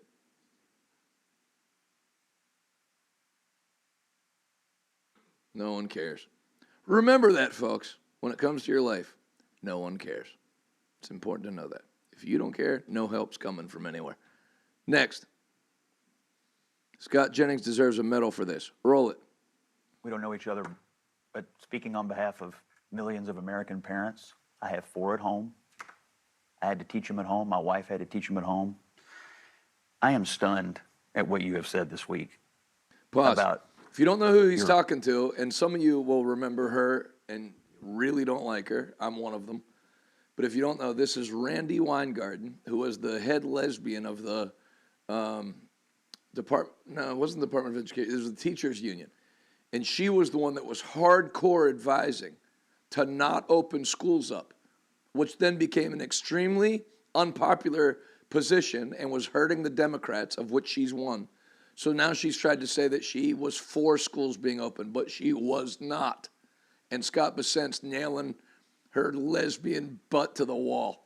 She's a lesbian. I'm not like insulting her. She's a lesbian. There's nothing wrong with that, right? Roll it. Claiming to have wanted to reopen schools. I think you'll find that most parents believe you were the tip of the spear of school closures. There are numerous statements you made over the summer of 20, scaring people to death about the possibility of opening schools. And I hear no remorse whatsoever about the generational damage that's been done to these kids. I have 2 kids with learning differences. Do you know how hard it is for them to learn at home and not in a classroom that was designed for them? And for you to sit in front of Congress and the American people and say, oh, I wanted to open them the whole time. I am shocked. I'm stunned. I'm stunned. And there are millions of parents who feel the exact same way. Wow, she didn't even have anything. Normally but I guess maybe she knows they have the videos. I mean, it's not like things she suggested. She was hardcore for schools being shut. That all the teachers are going to die, students are going to die if we open schools back up. And that was a horrible thing that was done. You know, one of the things that happens when they close schools down is child abuse magically goes away. Or does it go away, or there's no way to catch it? Because the kids imagine if you're a kid and you live in a house where your parents abuse you, and your only out is school, and somebody's, that's your place to go to help, and they can't get any help. That was that lady, and we use that term loosely, fault. Next.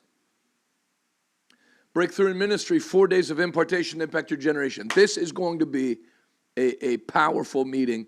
I would encourage everyone that can to get there at the Renaissance Phoenix Glendale Hotel and Conference Center.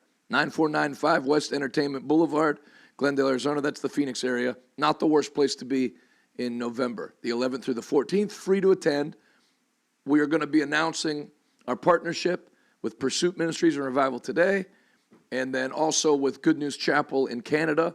So it'll be a multi-national ministerial association. And if you are without leadership, here's a chance for you to have some if you're interested. rtcregister.com. Next. After revisions, total job growth from March 2024 to March 2025 was 847,000. Of that, government was 261,000.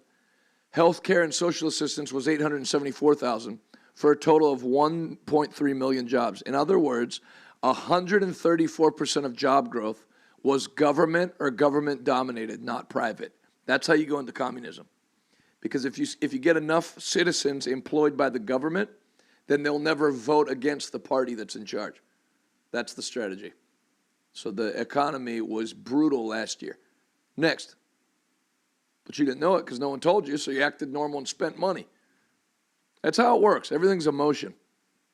John Fetterman, who I've majorly come around to from our area near Pittsburgh. Roll it.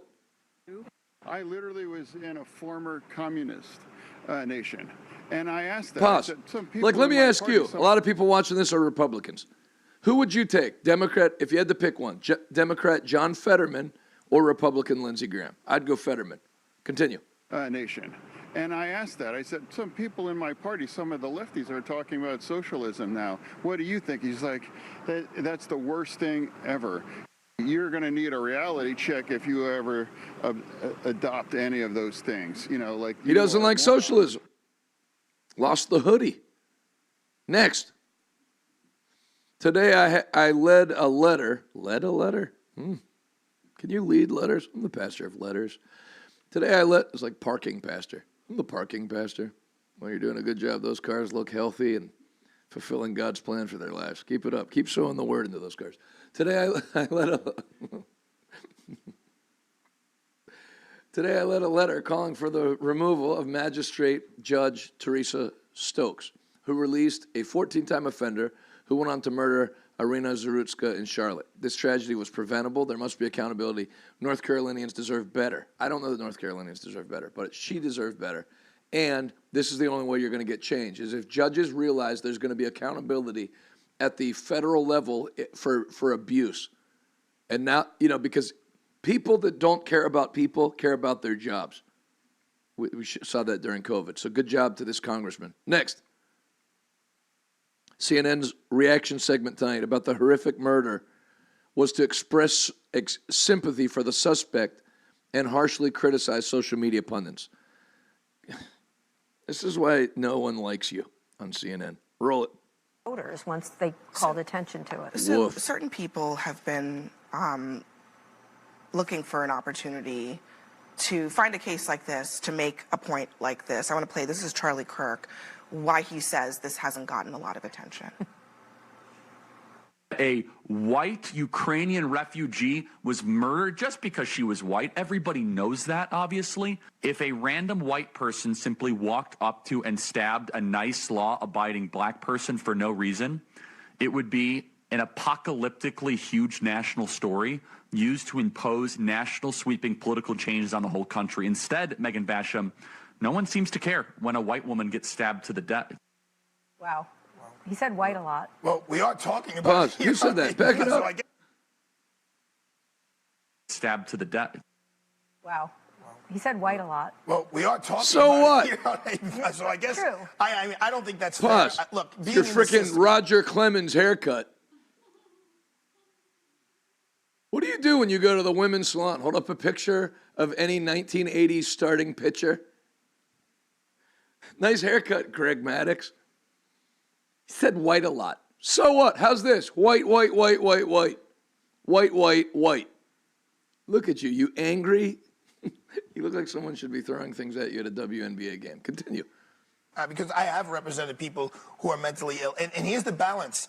The balance is taking away people's freedom versus evaluating their mental illness. Pause. In New York City, Screw you with your evaluation. You have a mental illness? Then we'll put you in the electric chair in a clown suit. How's that? He's crazy. Good. We'll fry you in your favorite costume. We'll tell you the electric chair is Santa's throne to help accommodate your mental illness that causes you to stab people. Obviously, you're crazy. It's not a lot of sane people waking up and going like, well, probably going to get some lunch with the pastor today, then murder somebody. So what that you're crazy? Tough luck. Be less crazy. Roll it. There are a lot of programs for people who are mentally ill, but they have to want to be there. Yeah, and it's It's super about difficult forcing because them to be there. when you are mentally ill, you have a hard time knowing that you are mentally ill. But also, I mean, people like Charlie Kirk, Van, they've been looking for opportunities to make this some sort of like reciprocal George Floyd situation. And No, that's pause. the part No that one's I looking to think- make it a George Floyd situation. What we're looking for is for you played George Floyd on a 24-hour loop till the country was on fire and don't cover this at all. Nobody wants it. Nobody's trying to get white people to go in the streets and burn everything down. No one wants that. But you are a hypocrite and stupid. I've watched your show enough to check the news. You're like the dumbest host of a show that's not on ESPN or The View. Continue. He's almost giving away the game, and it's sad to see a lot of people going along with it. You know, let me just say a couple of things. One is, Pause. what happened to that young... Uncle Mac, are you a preacher or a politician? I'm confused here. Ask your mother. How's that? Continue. Woman was horrible. And it's everybody's nightmare. If you're in any public space, a subway, whatever, that something bad's going to happen to you or somebody you care about. So it does strike a chord. We don't know why that man did what he did. Because he's Charlie full of Kirk to the say, devil. We I know why. he did it because she's white when there's no evidence of that. Pause. It's And you're just- wrong there because he said, I got that white B-I-T-C-H, which, again, doesn't make it any better. It's not going to be like, well, you know, if he'd have stabbed a black lady, it would have been better. We actually don't like murder. I don't like anyone getting murdered. Now, there's a couple people on this show and on The View that if it happened, I wouldn't necessarily be crying. But I'd still be sad. People don't deserve to die. Continue. Pure race mongering, hate mongering. It's That's wrong. not hate mongering. Then he says that if something like that had happened the other way, there would be sweeping changes There in would be. society. Where is the George Floyd Policing Act? It didn't pass. Even when you Pause. had... Yeah, you know why it didn't pass, stupid? Because you went so far overboard, you didn't try to reform police in Minnesota. You went to defund and do away with police departments, which even insane people that watch your show couldn't vote for. That's why, you dummy. Keep going. A white police officer murder a black man on live television, the whole world saw. There were no sweeping changes. In fact, not one law was passed at the federal level. So I think that's an important thing to point out. The other thing is, you mentioned the thing about cashless bail. I think Perma-frown. this is a big challenge that we have. Who hurt you? Would you have felt better if there had been cash bail and the mom had come and put down $1,000 to let him out? It's not about cashless bail or no cashless bail. No, he should have been held without bail. You know, there's a held without bail. There used to be that in this country. If you killed someone, they weren't like, well, $500 to go back out. You're in jail. You're not allowed out. Continue. It's about the fact that we don't know how to deal with people who were hurt in the way this man was Uncle hurt. Mac, wow, I was a follower. Listen, if you're too stupid to understand that you don't have to be a politician to cover politics, then people, well, you're a preacher, preach. Catch me tonight at 7 o'clock. But right now, I'm on my own YouTube channel doing whatever I want. If you don't like it, watch something else. Nobody's going to notice if you don't. I was a follower. Let's hope my ministry survives after the unfollowing of Uncle Mac. Thoughts and prayers. Continue. Hurt people. What happened was horrible, but it becomes an opportunity for people to jump on bandwagons. And then for someone like Charlie Kirk, he should be ashamed of himself. No one mentioned the word race, white, black, or anything except him. What people mention is the horror. Oh, you lying son of a gun. You think we can't dig up hours of footage in May and June of 2020? You've never brought up white, black one time? You lying you liar. You lying liar.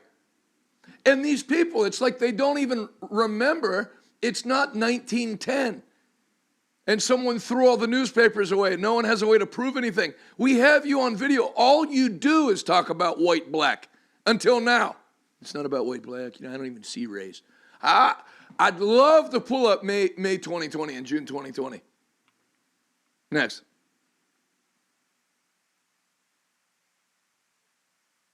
Oh, Greg Maddox. And I like Greg Maddox. What about, you got Roger Clemens? Yes. Your barber should be held without cash bail. Next. Tom Homan. Let me tell you something. Old Irish guy from New York ain't taking lip from no woman. You know that right up front. Roll it. I see on the show this morning you have Governor Healy talking about ICE doing enforcement operations at a church. False. Didn't happen. They were parked there. They did not do an operation there. She said they were parked in a public space legally. But to say that and to push that out there puts fear in the immigrant community. So let me tell you what's happening. That puts fear in the community. Right. To park the ICE agent's vehicle they're on a near public a church. Street. They are are on a public street. She said they're on a public street sir. waiting to respond to a criminal alien release pulled aside the road. Let me tell you, in the last couple of days, what's happened in Boston. They've arrested Victor Gomez Perez, a 33-year-old criminal alien from Guatemala, with charges of aggravated rape, assault and battery with dangerous weapon, indecent assault and battery on a kid from 14 years or younger. They arrested Kaylee Espinosa, a 34-year-old criminal alien from Colombia, with charges of aggravated assault on a pregnant victim. They arrested Joshua Gonzalez, a 24-year-old criminal alien from Dominican Republic, with charges for trafficking heroin, morphine, opium, resisting police, disorderly conduct. You hear this? And that's who MSNBC, this is the hill they want to die on, which is fine with me, is defending the deportation of someone who sexually assaulted a pregnant woman. And you're mad. Secondly, you think this facelifted, postmenopausal Mika, whatever Polish last name is, and I'm also Polish, you think she's ever been within 10 feet of a Hispanic, let alone an immigrant? You're such liars. You all live in gated communities to make sure not one person that you defend comes anywhere near you. You're like the white people at church that pay 40 grand to do missions in Africa and leave a church if there's too many black people. You're the political version of that. You hypocrite, facelifted. What can we say as believers besides that? Not much. But your face is so tight, if you sneeze, it'll split your forehead and have like a sofa cushion at Whoopi Goldberg's house. Continue. And drug distribution. They also arrested Samuel Armando Barrera, a 20-year-old criminal illegal alien from Guatemala, pending charges for assault and battery on a child. So Mayor Wu... Assault and battery on a child. Look at this homo in the middle. That's the gayest facial expression I've ever seen. If you're not a homo, then change your face. And again, there's nothing wrong with being a homo. We're for everyone. We're an inclusive community here. But that's one gay-looking face. And then you got her. I guarantee if you got a picture of her from 20 years ago, that face wouldn't look anything like that. She wouldn't even be recognized on facial recognition software. Eyebrows. Pull it tighter. Try to get your eyes on the side of your head like a catfish. See if your husband can find you by sticking his fist in a pond in Louisiana and pull you right out. Mika's almost to the point she can see you can't even sneak up on her. Her face has been lifted till her eyes are behind her. Look at her. I love how they have no response, so they just do that frickin' grin.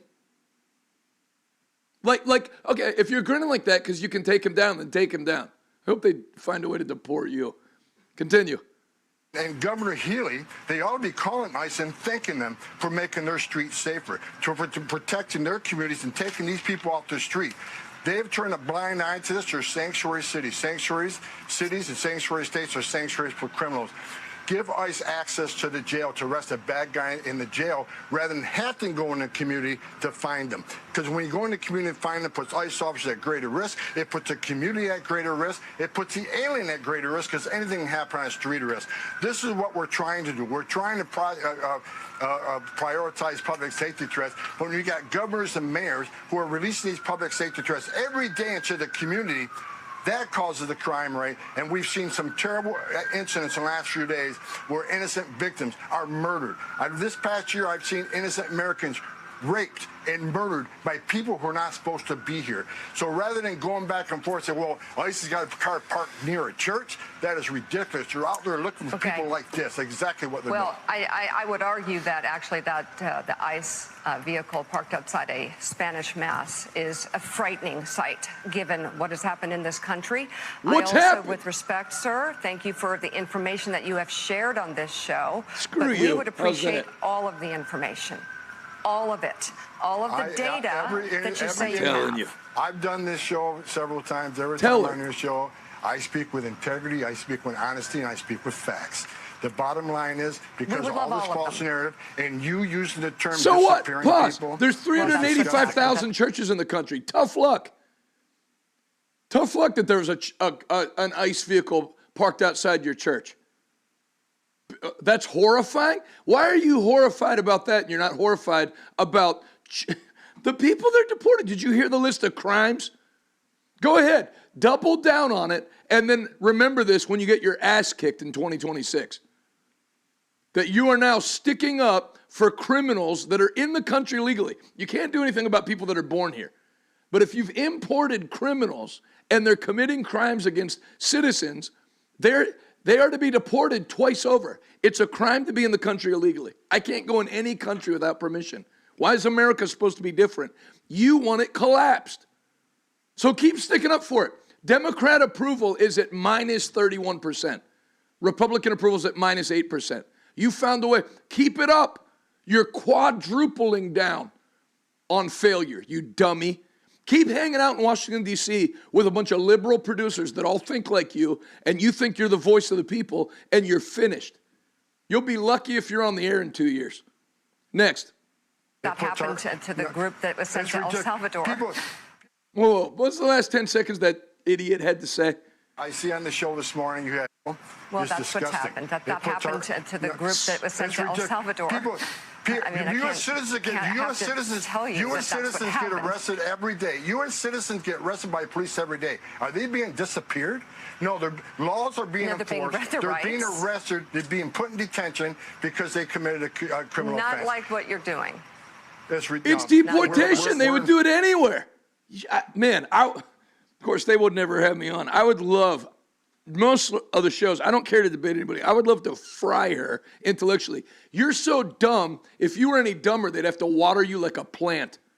You dummy. What a stupid lady. Next. Roll it. I want to play one more from Robeson. She hits you on the Arizona economy, and I want you to have a chance. Think I've had enough espresso? To say, what you think. Here we go. I think when the voters focus in on the general election, Katie Hobbs is going to have to defend a record that's been disastrous. Just on the economy, for example, we went from number 1 in the nation before she took office to number 47. I mean, it's just been a precipitous decline in job growth and job creation. This is a real show. Outspoken with Bruce and Gay Dose. Is that 2 gays? Continue. 1 to 47. I'm not clear what those numbers Pause. are referencing. This lady is the governor of Arizona, Katie Hobbs. They have her on a show, regular news show on Arizona, and they're saying when you took over Arizona, we were #1 in job growth. You've been the governor for less than 4 years, and we're at 47th. You've made us go from 1st to 47th. Play from the beginning. I want to play one more from Robeson. She hit you on the Arizona economy, and I want you to have a chance to say what you think. Here we go. I think when the voters focus in on the general election, Katie Hobbs is going to have to defend a record that's been disastrous. Just on the economy, for example, we went from #1 in the nation before she took office to number 47. I mean, it's just been a precipitous decline in job growth and job creation. 1 to 47. I'm not clear what those numbers are referencing. They could be anything. Not clear what those numbers are referencing. They could be anything.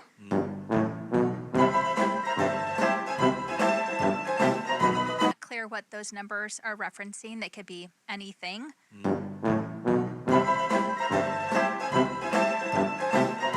Clear what those numbers are referencing. They could be anything.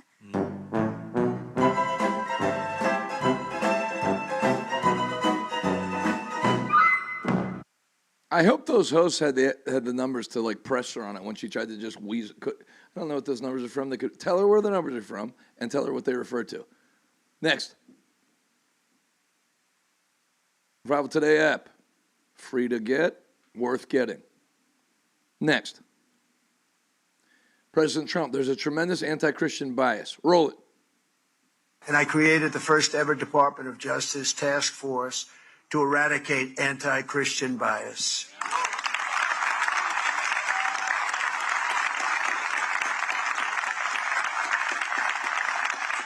And for those people that are a little bit naive or not well-read, there is a tremendous anti-Christian bias. We don't hear about it. We don't think about it. You hear about anti-Semitic, but you don't hear about anti-Christian. Now, you have a strong anti-Christian bias, but we're ending that rapidly, I will tell you. It's a whole... We're in a much different world today than we were 1 year ago. This is like a different world.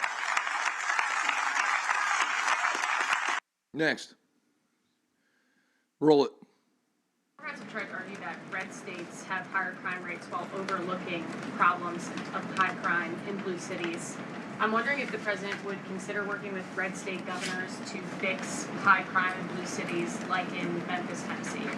So first of all, I want to get to the premise of your question, Reagan, which is being pushed by Democrats, that there is crime in red states. Of course, there is crime in all states, but the crime in these cities is all in cities that are run by Democrats. If you look at the list of the top 20 high crime cities in the United States, every single one, with the exception of one in Louisiana, is run by a Democrat. And these Democrats have supported the same policies that I spoke about at the beginning of this briefing, like cashless bail. If you look at a red state, Mississippi, but a Democrat-run city in that state, Jackson, in 2019, Jackson, Mississippi eliminated cash bail for virtually all misdemeanor cases. And while Jackson is not formally a sanctuary city, the state of Mississippi formally banned sanctuary cities, and this city has acted as a de facto sanctuary city for criminals and illegal aliens since 2017. Same thing, Birmingham, Alabama, a Democrat-run city in a red state.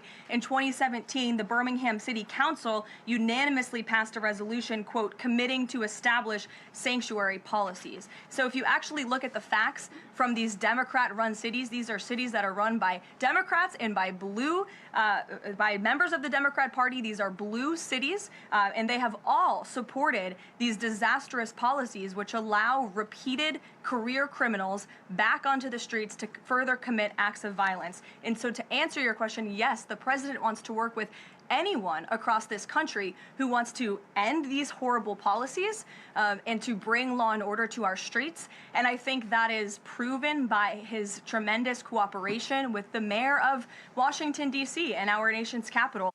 That is interesting what she brought up at the end, because Muriel Bowser's the mayor of Washington, D.C. She's a black progressive Democrat. She said, I welcome Trump bringing the National Guard and federal troops to sort everything out. So, I mean, that's a good position to take. You don't have to be a genius to know that anti-crime is a good position to take. Even Uncle Matt can understand that. Next. Subscribe on YouTube. Busted 100,000, but they still got the old picture up. There we go. Next. Roll it. Mark, let me ask you a question. What's your take on whether we should be sending money to Ukraine or not? Were you in favor of that? Man, they need it. I mean, honestly, I don't have a good answer. You know, I can make an argument both ways, and half my family is Ukrainian from my grandparents. And so, you know, personally, I think we should help, but I don't have a studied answer for you. How much money have you sent to Ukraine? None. Oh, so what do you mean by we? You're the one whose family's from Ukraine. Like, why don't you send them $1 billion? Because I'm trying to fix healthcare. Why don't you fix their healthcare if you're like so deep? If you think we need to help, why don't you start? How about you first? Yeah. I notice that's never like even an option for anybody. It's like, we need to help. That's not what charity is. Forcing other people to help is not charity. Here's the it's good vanity. news. The good news is all the weapons were on loan lease. We're getting it back. And our dear President Trump has negotiated that we own half the minerals. Is that really a thing? All the weapons are on loan lease? How are you going to collect it? Like they give them M16s from Aaron's? What's the other rental place? There's Aaron's and Rent-A-Center. You're going to get a call. Hey, that M60 with the belt-fed bullets, we need that back, or there's going to be a late charge. Continue. That's not what charity is. Forcing other people to help is not charity. Here's the it's good vanity. news. The good news is all the weapons were on loan lease. We're getting it back. And our dear President Trump has negotiated that we own half the minerals. So he turned this horrible tragedy of a war into a profit center, which is one of his unique gifts. I think we can all agree. Can I? See, that is a nice way to end the show, because that's called friendly discourse, which you did not hear a lot of on this program today, because I had too much espresso. But it's, I guess Cuban and Mark Cuban and Tucker Carlson are doing a tour together, so obviously they have to like eat after, and you can just tell it's like you're not trying to kill everybody, which is good. Father, thank you for you know what? We'll cleanse our palates even more. This is the man that we call in, especially on days like today, to just cleanse the feng shui in our mental and spiritual palates. There's only one man for the job, the intense and lovable Britt Gusmus.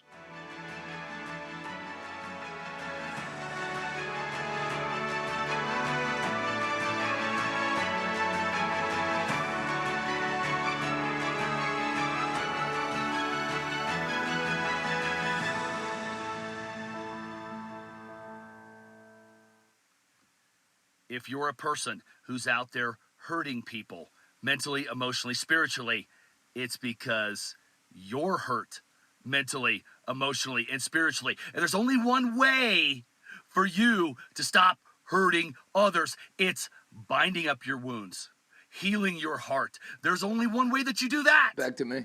Is the great I feel like this is directed at me.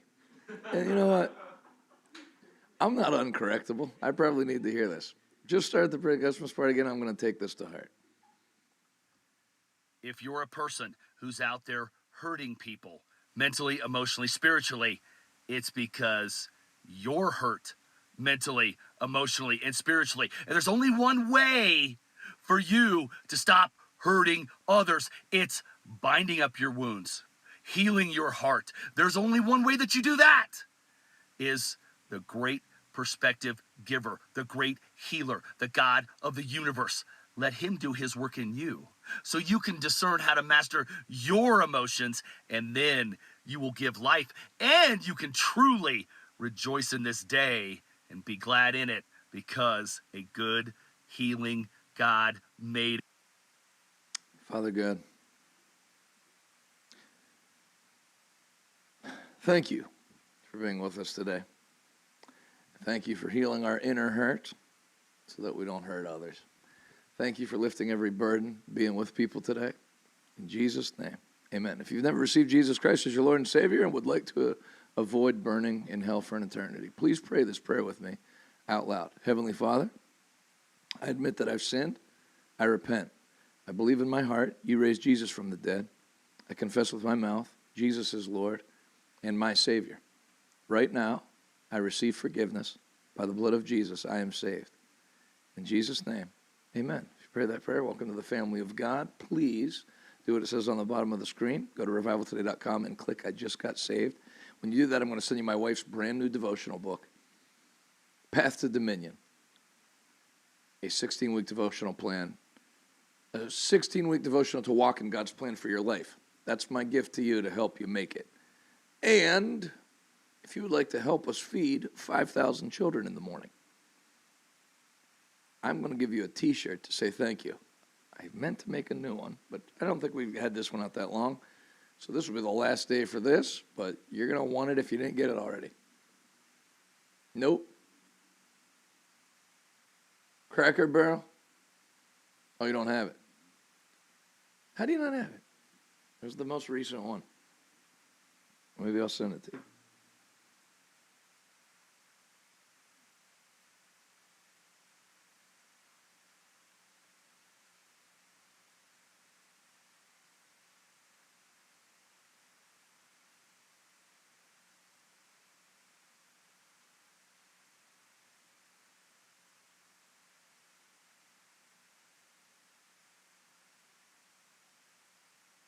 Oh, you got it before me. There's the shirt. That's our thank you. There's an old me sitting in the Cracker Barrel chair. You'll love it. You'll love explaining to everyone who sees it what the heck you're wearing. That's our way of saying thank you. You can feel good putting it on knowing you help some starving kids. Revivaltoday.com, you click Give Now. That has all the ways to give in one place. Revivaltoday.com, you click Give Now. There's the individual ways. Zelle, Venmo, PayPal, #donate, Apple Pay. You can text GIVE to 75767. If you'd like to mail a large check, Revival Today, P.O. Box 7, Prosperity, Pennsylvania, 15329.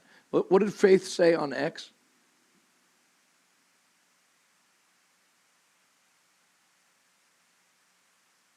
Keep going. Oh, no, there was. You had it.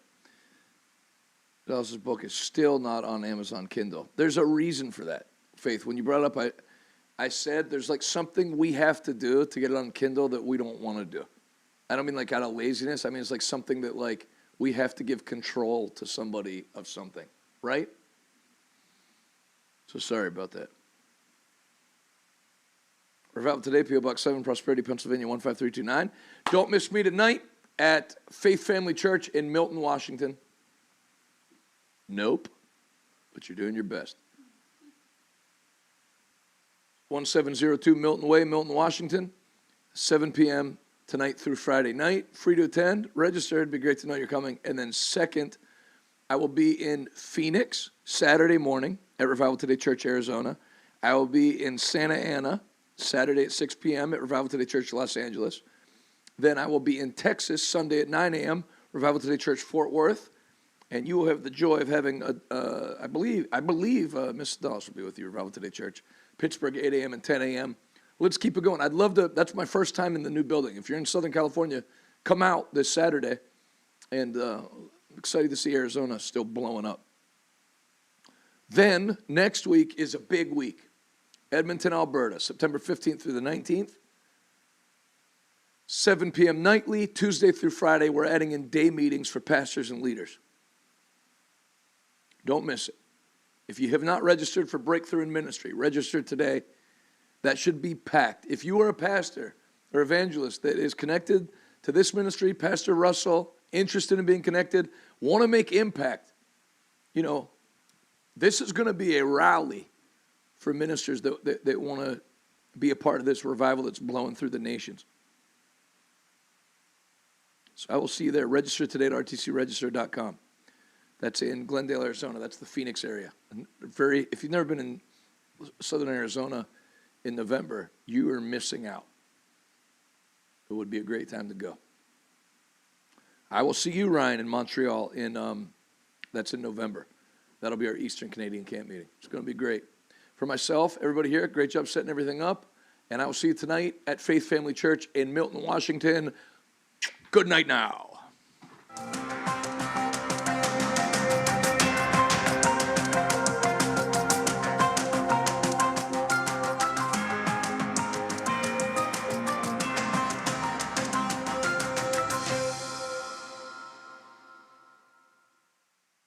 ついてどうそんなね。お茶出すの？あ、乗ってみ。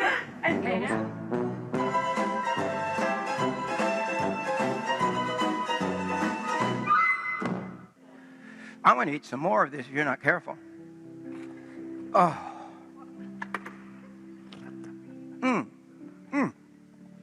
It's so good. Oh my God.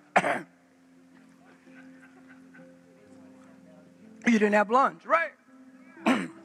Wow. What's it like seeing so many Republicans in Manhattan, so many Trump supporters in Manhattan? Does that surprise you? No, not at all. It's turning now. Trump's turn again. What's your message to Joe Biden? You.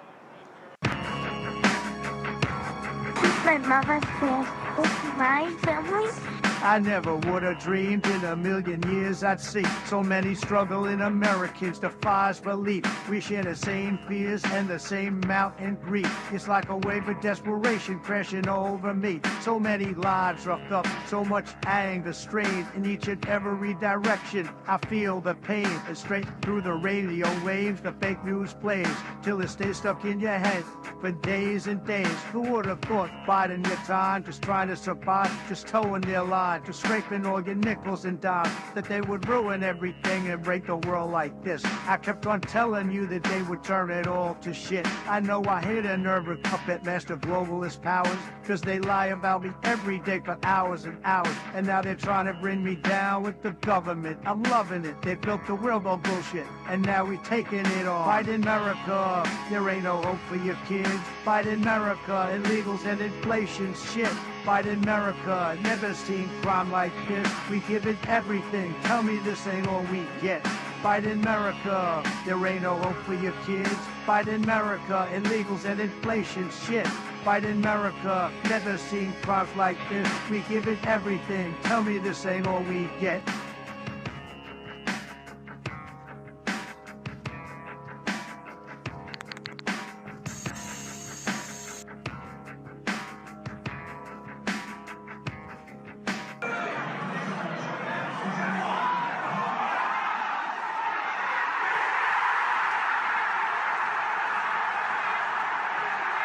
Let's go, Brandon.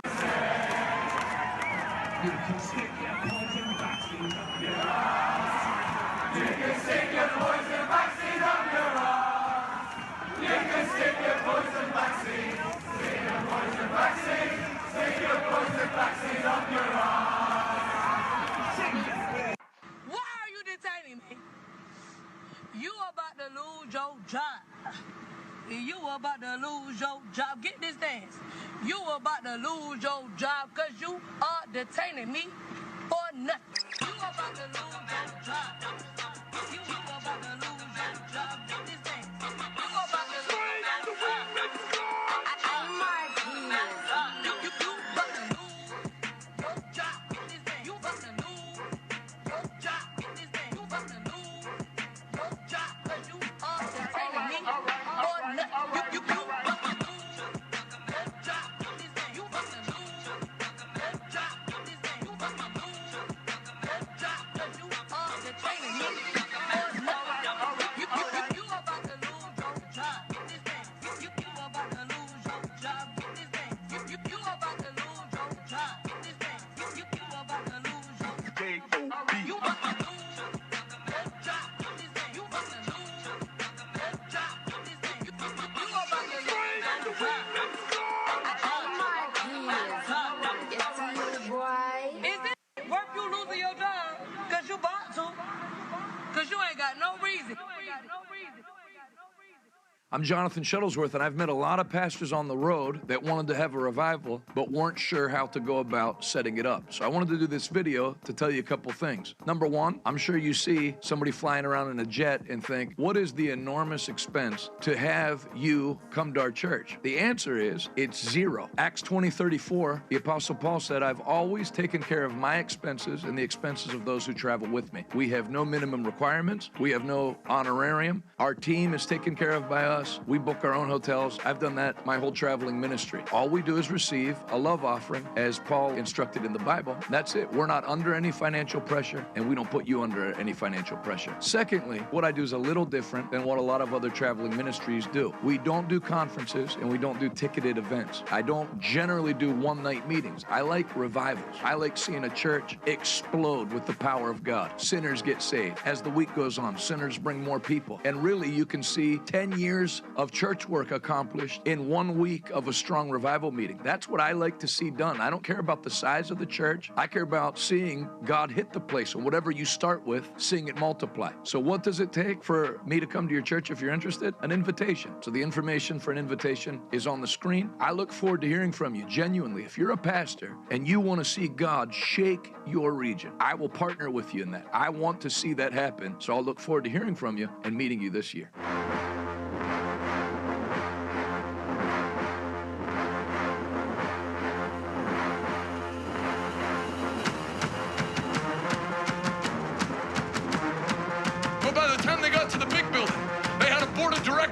Mas eu vou te dizer, conforme isso cresce, a unção vai crescer junto. Nunca haverá um dia nesta igreja em que você precise lembrar que когда вам придется вспоминать старые времена. Бог творит новое, Бог увеличивает, aumentando. Él continuará aumentándonos. En el nombre de Jesús, si reciben esto, vamos. Come on, make the devil nervous. Clap your hands. Give God a mighty shout. The greatest move of God that has ever hit planet Earth is happening right now. And I'm not watching it happen. I'm in it right now with you. I see revival sweeping over this earth before Jesus returns. The devil is not over your head. The devil is not eye to eye. The devil's the same place today that he'll be tomorrow. Under your feet. This is why I chose RTBI. This is why I chose RTBI. This is why I chose RTBI. Many Bible schools don't offer the layers of real ministry training that RTBI offers. By the time you graduate, you already have plenty of preaching experience. You learn how to prepare spiritually and practically. We learn our constitutional laws, which are vital to operating a successful ministry. Every preacher should have a job. It's the job, the work of the ministry, the work of evangelism, the work of calling people to Christ, the work of praying for the sick, the work of casting out devils. That's what people are given to do.